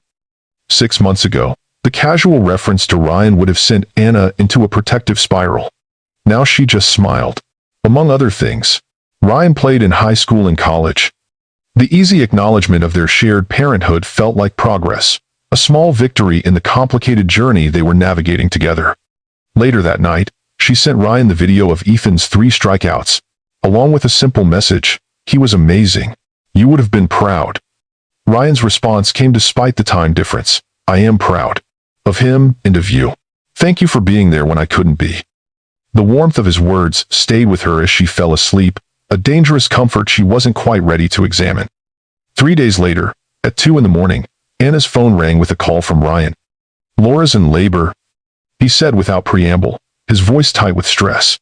6 weeks early. "I'm stuck in London with cancelled flights due to storms. The next available flight isn't until tomorrow evening." Anna sat up, instantly alert. "Is she okay? The baby?" Her doctors are concerned about preeclampsia. They're monitoring her closely, but the baby will need to be delivered soon. The fear in his voice was palpable, even across the Atlantic. "Her parents are with her, but I should be there. I'm trying to charter a private flight, but even that's proving difficult with the weather." "I'm so sorry, Ryan. That must be terrifying." Anna's heart went out to him, stuck thousands of miles away while his child was being born. "What can I do?" The question hung in the air for a moment, genuine in its offer of support. 2 months ago, Laura's pregnancy had felt like a painful reminder of the life Ryan had built without her. Now, hearing the distress in his voice, Anna found herself sincerely concerned for both mother and child. "Actually, there is something," Ryan said hesitantly. "Jamie's with Laura's sister, but she has 3 kids of her own and she's clearly overwhelmed. I know it's a lot to ask, but would you consider taking him until I can get back? He knows Ethan now, and he might be more comfortable with you than with distant relatives he barely sees." The request caught Anna off guard. Taking care of Ryan's child with another woman felt like crossing a boundary she hadn't even considered. Yet the thought of a confused toddler being shuffled between distant relatives while his mother was in medical distress and his father stranded overseas tugged at her heart. "Of course," she heard herself say. "Text me the sister's address. I can pick him up this morning." "Thank you." The relief in Ryan's voice was palpable. "I can't tell you what this means to me, Anna. I'll update you as soon as I know more about Laura and the baby." After hanging up, Anna sat in the darkness of her bedroom, wondering at the strange turns life could take. 8 months ago, she'd been determined to keep Ryan at arm's length, to maintain firm boundaries between their past and present. Now she was preparing to care for his child with another woman, all while navigating the complex emotions his reappearance had stirred in her own heart. Ethan was surprisingly enthusiastic about the arrangement when she explained it over breakfast. "Jamie can sleep in my room," he offered immediately. "I can show him all my cool stuff." "That's very generous, honey, but Jamie's only 2. He might be better on the pullout in my office where we can keep an eye on him." Anna studied her son with quiet pride, noticing yet again his instinctive kindness. This might be a little confusing for him. His mom's in the hospital having a baby, and his dad's far away. He might be scared or sad. Ethan nodded with the serious consideration he brought to important matters. "I'll share my special bear with him, the one I sleep with when I'm scared." Anna's heart swelled at the gesture. "That's a wonderful idea." Laura's sister Catherine lived in an elegant brownstone in the historic district, clearly a step up from Anna and Ethan's comfortable but modest apartment. When Anna arrived to pick up Jamie, she was met with barely concealed relief and subtle scrutiny. "You're Anna?" Catherine looked her up and down, curiosity warring with exhaustion in her expression. "Ryan's, Ethan's mother?" "That's right." Anna maintained a friendly smile despite the awkward introduction. "I'm here to pick up Jamie." "Of course, come in." Catherine led her into an immaculate living room where a small, dark-haired boy was listlessly pushing toy cars across an expensive rug. "Jamie, sweetie, This is Miss Anna. She's going to take care of you until Daddy comes home."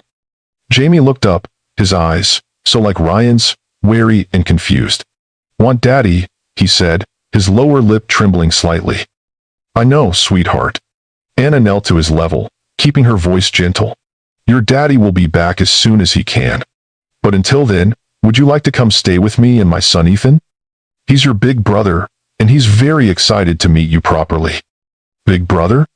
Jamie's interest was piqued despite his distress. "That's right, and he has some pretty cool toys he wants to show you." Catherine handed over a small suitcase and a stuffed dinosaur that Jamie apparently couldn't sleep without. "Laura's parents are at the hospital. Last update was that they're preparing for an emergency C-section. The baby's heart rate is dropping." Anna felt a pang of genuine concern for Laura and the unborn child. "Please let me know if you hear anything more. Then Ryan's flying back as soon as possible." "Ironic, isn't it?" Catherine commented as they walked to the door. Laura always said Ryan's work took precedence over everything else in their marriage. Now when she actually needs him, he's stuck on another continent for a business trip. The subtle dig reminded Anna of the complicated dynamics at play. To Catherine, to all of Laura's family, she was probably viewed as the other woman, the mother of the secret child who had complicated Laura's perfect life. "Ryan would be here if he could," she said simply, unwilling to be drawn into criticism of his priorities. "The weather has grounded all flights." Catherine studied her with renewed interest. "You're defending him. Interesting." Anna chose not to respond, focusing instead on helping Jamie with his coat. Whatever Catherine or the rest of Laura's family thought of her, her priority now was making sure this confused little boy felt safe until his father returned. The drive home was quiet, Jamie clutching his dinosaur while staring out the window with the solemn wariness of a child whose routine has been completely disrupted. Anna kept up a gentle stream of conversation, pointing out interesting sights and telling him about the special snacks she'd bought for his visit. When they arrived at the apartment, Ethan was waiting by the door, practically vibrating with excitement at meeting his half-brother properly for the first time. Their previous encounters had been brief and heavily supervised by either Ryan or Laura, with little opportunity for genuine interaction. "Hi, Jamie," Ethan said, crouching down to the toddler's level. "I'm your brother, Ethan. Want to see my building blocks? I made a castle with a working drawbridge." Jamie regarded him cautiously, still clutching his dinosaur. "Daddy said you're my brother." "That's right. We have the same dad." Ethan held out his hand with patient kindness that made Anna's chest ache. "Want to play?" Slowly, Jamie reached out, placing his small hand in Ethan's. "I like castles." "Me too," Ethan grinned, leading his little brother toward his room. "And I have knights and dragons too. The dragons aren't scary though, they're the friendly kind." Watching them walk away together, Anna felt a complicated wave of emotion wash over her. 8 years ago, she'd imagined a different version of this scene, siblings connected by both parents, raised in the same household, sharing not just DNA, but daily life. The reality was messier, more fragmented, shaped by choices and circumstances she couldn't have foreseen. Yet, there was beauty in it too, in Ethan's immediate acceptance of Jamie, in the tentative bond already forming between them, in the strange, blended family taking shape around these innocent children. Throughout the day, Anna received updates from both Ryan and Catherine. Laura's C-section had gone well, but the baby, a girl they'd named Sophia, was struggling with underdeveloped lungs and had been rushed to the NICU. Ryan had finally secured a private flight and would land in Portland late the following night. That evening, as Anna tucked both boys into their respective beds, Jamie asked the question she'd been dreading: "When is Mommy coming home?" "Your mommy needs to stay in the hospital for a little while to take care of your baby sister and get stronger," Anna explained gently. "But your daddy will be back tomorrow night, and he'll take you to see them." "Is Sophia sick?" Jamie's voice was small, worried beyond his years. "She came a little early, so she needs special doctors to help her get strong." Anna smoothed his dark curls, so like Ryan's, so like Ethan's, from his forehead. "But she has very good doctors taking care of her." "Ethan said you take care of people when they're scared," Jamie murmured, clutching his dinosaur. "He said you're good at it." The simple trust in his voice brought unexpected tears to Anna's eyes. "I try to be. Are you scared, Jamie?" He nodded, his small face serious in the dim light of the nightlight. "What if Sophia doesn't get stronger?" The doctors will do everything they can to help her, Anna promised, unwilling to offer false reassurances but needing to comfort this worried little boy. And your mom and dad love her very much, just like they love you. That love is very powerful medicine. Jamie seemed to accept this explanation, his eyelids growing heavy. Will you stay until I fall asleep? Of course, Anna said, settling beside his small form on the pull-out bed. I'll be right here. Later, after both boys were sleeping, Anna sat on her balcony with a glass of wine, trying to process the surreal turn her life had taken. 24 hours ago, she'd been a single mother carefully navigating co-parenting with her son's newly discovered father. Now she was caring for that father's toddler, while his premature baby fought for life in the NICU, and his wife, estranged or not, recovered from emergency surgery. Her phone lit up with a text from Ryan. Just boarded. We'll land around midnight your time. Can't thank you enough for taking care of Jamie. How is he? He's okay. She typed back. Worried about the baby and missing you and Laura, but he and Ethan are getting along well. Try to get some rest on the flight. Tomorrow will be intense. His response came quickly. Not sure what I did to deserve your kindness after everything, but I'm grateful beyond words. Anna stared at the message, unsure how to respond. She wasn't doing this for Ryan's gratitude or to prove something about her own capacity for forgiveness. She was doing it because a small boy needed stability in a frightening situation, because Ethan had immediately embraced his role as big brother, because it was the right thing to do regardless of the complicated history between the adults involved. But there was something else too, something she was reluctant to acknowledge even to herself, a growing softness toward the man Ryan was becoming. Not the ambitious programmer who'd left her behind, nor the polished CEO she'd encountered at the school, but this new version, humbled by discovery, earnestly trying to balance his responsibilities, openly grateful for her help rather than entitled to it. It was too soon to label these feelings, too dangerous to examine them closely. Instead, Anna finished her wine and went to check on the sleeping boys one more time before heading to bed herself. Ryan arrived just after midnight, exhaustion etched into every line of his face. Anna met him at the door, a finger to her lips to warn him the boys were sleeping. Thank you, he whispered, the words carrying the weight of all he couldn't properly express. I can't believe you did this. Jamie's a sweet boy, Anna said simply, and Ethan's thrilled to have his brother here. How's Laura? The baby? Laura's stable, though the surgery was rough. Ryan ran a hand through his hair, the familiar gesture now tinged with bone-deep weariness. Sophia's critical, but holding her own. The neonatologist says the next 48 hours are crucial. I'm sorry, Ryan. The sympathy was genuine, uncomplicated by the messy history between them. That must be terrifying. It is. He sank onto her sofa, the composure he usually maintained finally cracking to reveal the frightened father beneath. I keep thinking about all the board meetings I prioritized over Laura's prenatal appointments, all the work calls I took during the few hours I had with Jamie. What if Sophia doesn't make it, and those are the choices I'm left remembering? The raw vulnerability in his voice caught Anna off guard. This wasn't the confident CEO or even the determined father fighting for a relationship with Ethan. This was simply a man facing the possibility of devastating loss, questioning the priorities that had shaped his life. Don't go down that path, she advised gently, sitting beside him. Sophia needs you to be strong and present right now, not lost in regret over what you can't change. Ryan looked at her, really looked at her, as if seeing beyond the careful boundaries they'd established. How do you do that? Stay so centered in crisis? Even back when we were together, you always had this core of certainty. Necessity, Anna replied with a small smile. When you're solely responsible for another person's well-being, you learn to save the breakdowns for after they're asleep. This drew a tired laugh from Ryan. I guess I'm still catching up on those lessons. You're learning. She surprised herself by reaching out to touch his arm briefly. And Ryan? For what it's worth, I think you're becoming a good father to all your children. The simple affirmation seemed to reach something deep in him, a validation he hadn't realized he was seeking. For a moment, the years between them fell away, and Anna glimpsed the man she'd once loved, earnest, vulnerable, capable of growth when it mattered. Should I wake Jamie?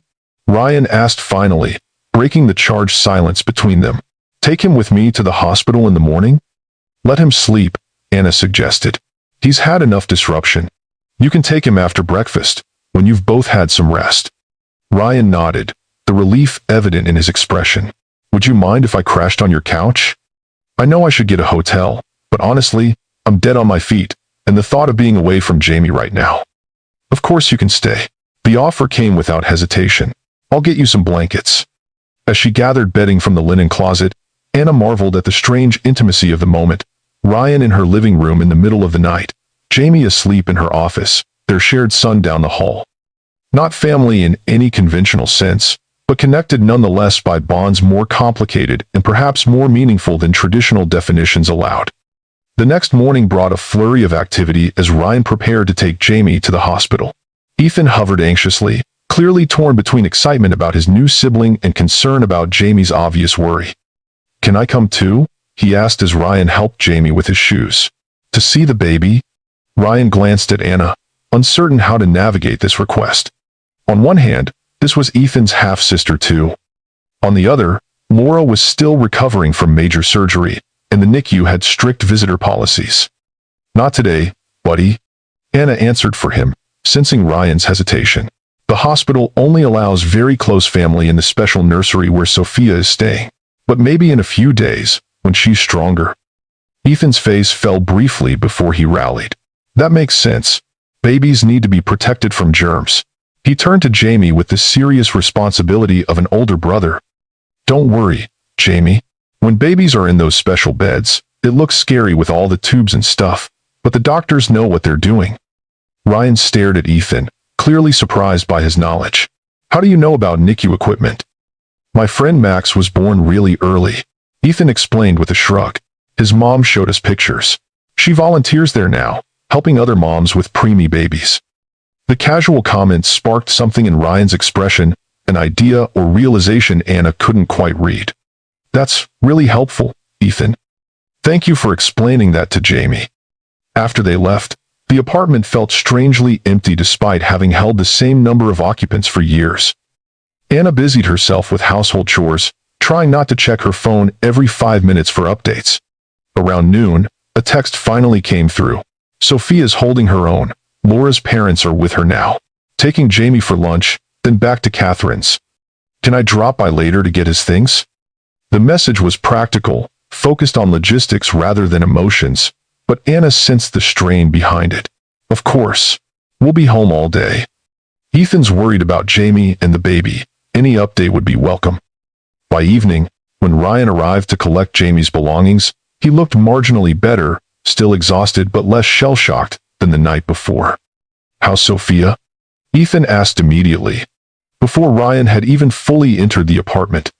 She's fighting hard, Ryan answered honestly, kneeling to meet Ethan's eyes. The doctors say she's showing good signs, but she needs to stay in the special nursery for a while. And Jamie? Is he okay? He's with his aunt and cousins. He's worried, but he's handling it well. Ryan's expression softened with pride. He told me his big brother Ethan explained about the special beds and not to be scared of all the tubes. That helped him a lot. Ethan beamed at the recognition, his concern momentarily overshadowed by the pleasure of having helped his little brother. When can I meet Sophia? As soon as she's strong enough for visitors, Ryan promised. She's your sister too, Ethan. I want all my children to know each other. The simple statement, delivered with such genuine conviction, touched something deep in Anna's heart. This was what she'd once feared Ryan incapable of, this wholehearted embrace of fatherhood in all its messy, complicated reality. After Ethan went to bed, Anna handed Ryan a cup of coffee, sensing he needed the caffeine more than sleep. How's Laura handling everything? As well as can be expected. Physically she's recovering, but emotionally, he shook his head slightly. It's complicated. The crisis has put our separation in perspective, but it hasn't changed the fundamental problems between us. And what are those problems? Anna asked before she could stop herself, immediately regretting the intrusive question. Sorry, that's none of my business. No, it's a fair question, given how intertwined our lives have become. Ryan took a sip of coffee, gathering his thoughts. Laura and I married for the wrong reasons. She wanted the status of being with a successful tech entrepreneur, and I wanted the connections her family provided for my company. We thought respect and compatible goals would be enough. And they weren't? For a while, they seemed to be. We functioned well as partners, presented a united front at social events, made sensible decisions together. He stared into his coffee as if the answers might be found there. But there was always something missing, that indefinable connection that makes you want to share your real thoughts, your fears, your dreams beyond the practical. Anna nodded, understanding all too well what he meant. She dated occasionally since Ethan was born, even had a few relationships that looked promising on paper. But that essential spark, that profound recognition of another soul that she'd once felt with Ryan, had proven elusive. When Jamie was born, I thought it would change things between us, Ryan continued, his voice dropping to something near a whisper, that this tiny human we created together would somehow bridge the gap. And I love Jamie with everything in me, but his birth only highlighted how little Laura and I truly shared beyond our social facade. I'm sorry, Anna said simply, and meant it. Whatever Ryan had done in the past, she wouldn't wish an empty marriage on anyone. The irony is, finding out about Ethan forced me to confront what was missing in my life. Not just my relationship with him, but with Jamie, with myself. Ryan looked up, meeting her gaze directly. I've spent the last decade chasing success, constructing this persona of the brilliant CEO, the visionary leader. And somewhere along the way, I lost the person I actually wanted to be. The confession hung in the air between them, raw and honest in a way their interactions rarely were. Anna felt the careful walls she'd built around her heart, trembling slightly, threatened by this glimpse of the man she'd once loved, the man who, perhaps, still existed beneath the polished exterior. What happens now? She asked, redirecting the conversation to safer territory. With Sophia, with the divorce, with all the practical complications? One day at a time, Ryan replied, accepting the shift. For now, we focus on getting Sophia healthy. The divorce will proceed, but more amicably than before, I hope. Laura and I both recognized that fighting would only hurt the children. And the co-parenting arrangements, with 3 children in 2 households? That's where it gets complicated. Ryan set down his empty cup, his expression turning serious. Anna, there's something I've been wanting to discuss with you, but with everything happening with Sophia, the timing seems wrong. Anna felt her pulse quicken, uncertain where this conversation was heading. What is it? I've been offered the chance to step down as CEO of Horizon and take a chairman position instead. It would mean a significant reduction in day-to-day responsibilities, more flexibility in my schedule, more time with the children. That sounds like a positive change, Anna said carefully, still not understanding why this required a special conversation with her. It is. But part of the arrangement would involve moving the company's operations hub to Seattle. Ryan watched her face closely as he continued. I know Ethan's established here in Portland, that you've built a life here. But Seattle is where you started your career, where your sister lives. And it would allow me to be closer to all my children without constant travel between cities. The implication slowly dawned on Anna. You want me to consider moving back to Seattle, with Ethan?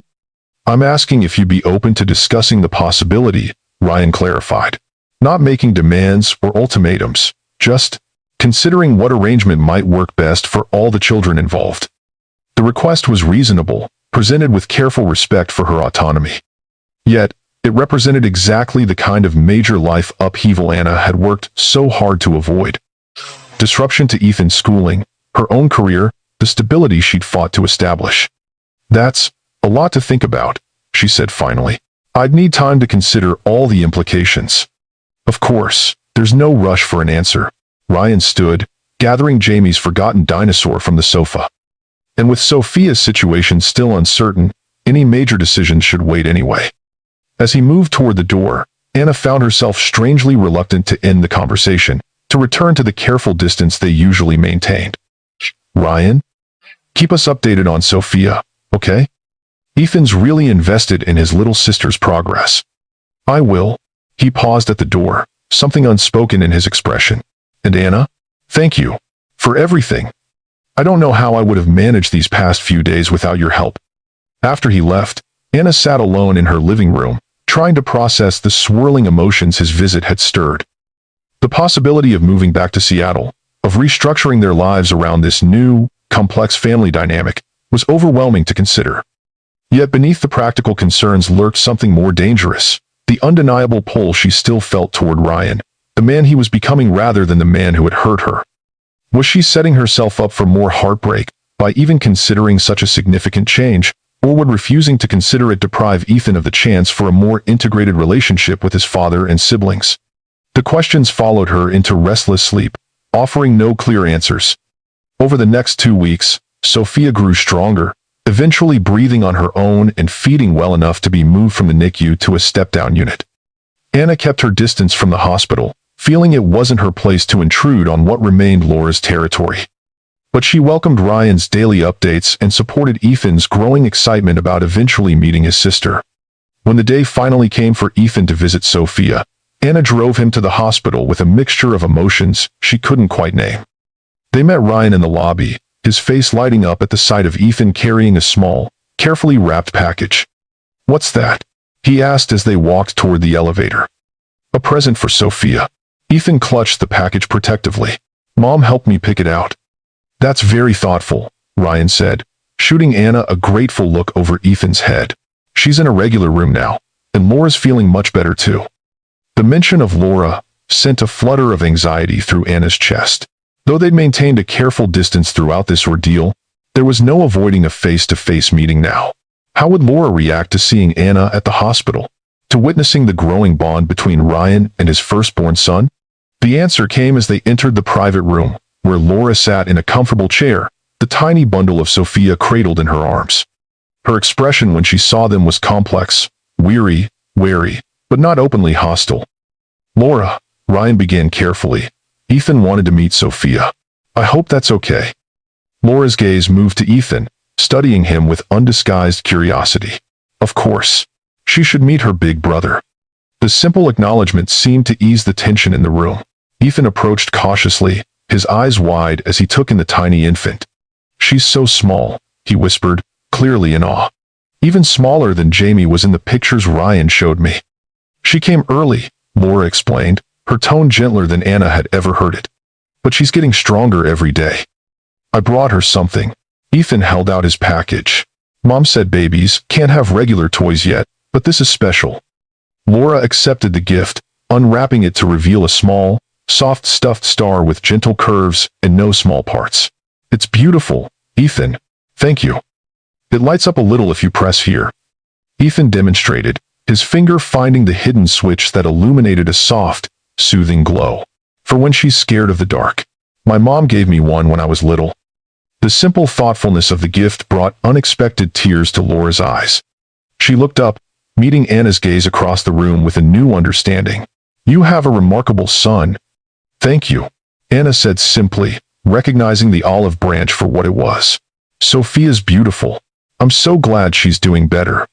The two women regarded each other silently for a moment, acknowledging without words the strange circumstance that bound them together. Children who shared a father lives irreversibly connected despite their disparate beginnings.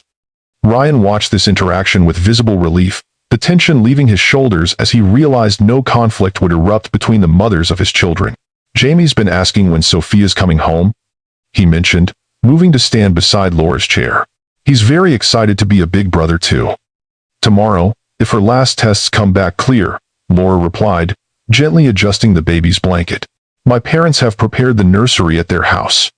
The subtle reminder of their separation hung in the air, a practical reality that remained unchanged despite the crisis they'd weathered together.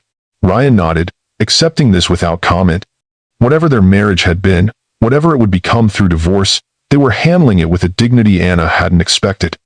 After a short visit, Anna suggested they leave to let Laura and Sophia rest.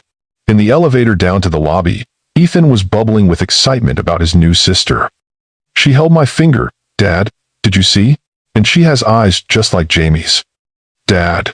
The word fell from Ethan's lips so naturally now, a transition that had happened gradually over the past months. Ryan's face lit up each time he heard it, a visible reminder of how much this relationship meant to him. "I saw," Ryan confirmed, ruffling Ethan's hair affectionately. "You're going to be an amazing big brother to both Jamie and Sophia." Outside the hospital, as they prepared to go their separate ways, Ryan turned to Anna with an unusually hesitant expression. "Would you have dinner with me tomorrow night? There's something I'd like to discuss, and I'd prefer to do it without little ears around." Anna felt that now familiar flutter in her chest, the warning sign that her carefully maintained emotional boundaries were in danger. Is this about the Seattle possibility? Because I'm still thinking about that. Partly, Ryan admitted, but also about other things, future things. The vague description did nothing to calm the sudden acceleration of her heart rate. All right, dinner tomorrow. Should I ask Kate to video chat with Ethan for a while? That would be perfect. Thank you. Ryan's smile held something new, a warmth, a hopeful anticipation that reminded Anna painfully of their early days together. I'll pick you up at 7? As Anna drove home with Ethan chattering excitedly about his new siblings, she found herself both anticipating and dreading the coming dinner. Whatever Ryan wanted to discuss, she sensed it would push them beyond the careful co-parenting relationship they'd established, into territory that felt both familiar and frighteningly new. The next evening, Anna found herself spending an uncharacteristic amount of time choosing her outfit, settling finally on a simple blue dress that Ryan had once complimented years ago. She told herself it was merely a practical choice, comfortable yet appropriate for whatever restaurant he'd selected, but the flutter in her stomach suggested otherwise. Ryan arrived precisely at 7, looking more relaxed than she'd seen him in months. He'd chosen a casual but elegant restaurant overlooking the river, quiet enough for conversation but public enough to maintain a sense of neutrality.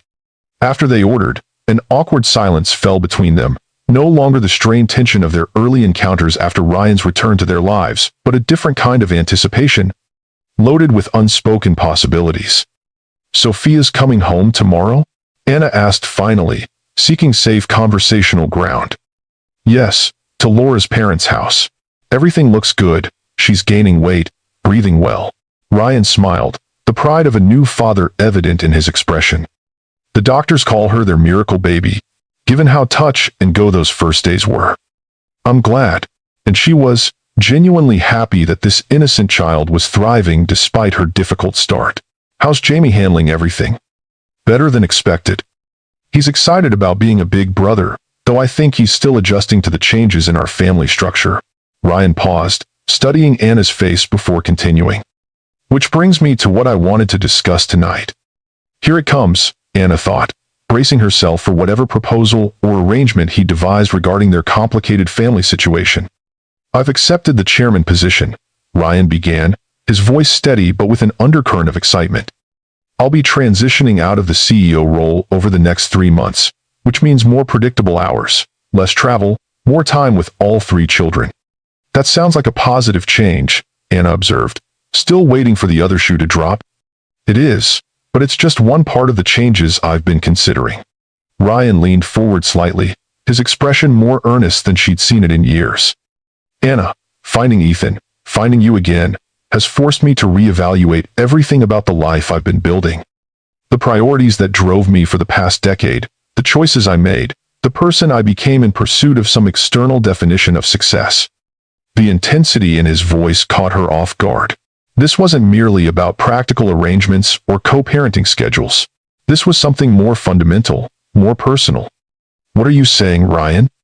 I'm saying that losing you 8 years ago was the biggest mistake of my life, not because of Ethan, though of course I'll always regret missing those years with him, but because you were the one person who saw me clearly, not the ambitious entrepreneur or the successful CEO, but the actual person beneath those roles. Anna's heart thundered in her chest, her carefully maintained defenses threatening to crumble at his words. Ryan, we can't just pick up where we left off. Too much has happened. We're different people now. I know that. I'm not suggesting we pretend the past 8 years didn't happen. He reached across the table, his hand stopping just short of touching hers, offering connection without demanding it. I'm suggesting that maybe, despite everything, we were meant to find our way back to each other. Older, wiser, with a clearer understanding of what really matters. And what does matter? Anna asked, her voice barely above a whisper. Family, not just as an abstract concept or a social checkbox, but as the messy, complicated, beautiful reality we've created between us. Ryan's expression was open, vulnerable in a way she'd rarely seen, even during their relationship years ago. Ethan, Jamie, Sophia, they're connected whether we acknowledge it or not. The question is what kind of connection we want to model for them. The implication hung in the air between them, both thrilling and terrifying in its potential. Anna found herself at a crossroads she hadn't anticipated. The possibility of reconciliation with the man who'd once broken her heart, now transformed by fatherhood and his own hard-won wisdom. What about Laura? The divorce? All the practical complications? The divorce will proceed amicably. Laura and I both recognize we're better co-parents than partners. As for the practical complications, Ryan smiled slightly. When have our lives ever been uncomplicated? The question drew a reluctant laugh from Anna. Fair point. But Ryan, I need to be clear about something. If, and it's a very big if, we were to consider trying again, it would have to be different this time. I won't be secondary to your ambitions or your goals, and neither will Ethan. I wouldn't want it any other way, Ryan assured her, his gaze steady and sincere. I'm not asking for an answer tonight, Anna. I know this is unexpected, that you need time to think. I just wanted you to know where I stand, that I still care for you, that I believe what we once had could be even stronger now, with everything we've learned. The honesty of his declaration touched something deep in Anna's heart, a place she'd carefully guarded since their breakup years ago. Despite her rational mind urging caution, she found herself reaching across the table, her fingers lightly touching his in a gesture that wasn't quite a promise, but was more than a rejection. I need time, she said quietly. Time to think about all of this, Seattle, the changes to our family structure, the possibility of us. Take all the time you need, Ryan replied, his fingers gently curling around hers. I'm not going anywhere this time. The weeks that followed were a delicate dance of possibilities. Anna considered the Seattle option seriously, researching architecture firms, visiting schools with Ethan, spending time with her sister to gauge how a return to their childhood city might feel. Ryan kept his word, maintaining their established co-parenting routine without pressing for an answer about his more personal proposal. As summer approached, bringing with it the end of Ethan's school year, Anna finally reached a decision. She invited Ryan to dinner at her apartment, their positions reversed from that pivotal evening months earlier. I've been offered a position at Hammond Partners in Seattle, she told him as they sat on her balcony after Ethan had gone to bed. Senior designer, flexible hours, excellent benefits. Ryan's expression brightened with cautious hope. You're considering the move, then? I've accepted the position, Anna clarified. We'll move after Ethan's school year ends next month. Anna, that's wonderful. For Ethan. For all the children. They'll be able to grow up knowing each other, sharing regular time together. His excitement was palpable, though he carefully avoided presuming anything about their personal relationship. Have you found a place to live? Not yet. Kate's offered to let us stay with her while we look. Anna took a deep breath, gathering courage for what came next. But that's not the only decision I've made. Ryan stilled, watching her face with cautious intensity. Oh? I've been thinking about what you said, about us finding our way back to each other, about modeling healthy connections for our children. Anna's voice was steady despite the nervous flutter in her chest. I think I'd like to explore that possibility. Slowly, carefully, with clear boundaries and honest communication. The joy that bloomed across Ryan's face was like sunrise, transforming his features with a hope so genuine it took her breath away. Really? Really? Anna smiled despite herself, infected by his obvious happiness. But Ryan, I mean it about going slowly. We're not 20-somethings falling headlong into love anymore. We have 3 children depending on us to make wise choices. Absolutely, he agreed immediately. Whatever pace you're comfortable with. I can't tell you what this means to me, Anna. The chance to rebuild what we had, to create something even stronger. As they talked late into the night, planning the practicalities of the move to Seattle and the careful integration of their newly blended family, Anna felt something she hadn't experienced in years, the quiet certainty that she was moving towards something right, something meant to be despite the complicated path that had led them here. 3 months later, standing in the kitchen of their new Seattle home, a spacious craftsman, with room for all 3 children during Ryan's custody times. Anna watched through the window, as Ethan taught Jamie how to throw a baseball in the backyard. Ryan sat on a nearby bench, baby Sophia sleeping against his chest, his expression one of perfect contentment as he observed his sons together. The road ahead wouldn't be simple. There would be custody schedules to navigate, holiday arrangements to negotiate, the inevitable complications of co-parenting across 2 households. Laura remained a presence in their lives, respectful but reserved, committed to her children's relationships with their siblings, despite the circumstances of their blended family. But watching Ryan with their children, his gentle patience, his obvious joy in fatherhood, his commitment to balancing all his responsibilities, Anna knew they were building something beautiful from the broken pieces of their past. Not the straightforward family life she'd once imagined, but something richer, more complex, strengthened by the challenges they'd overcome.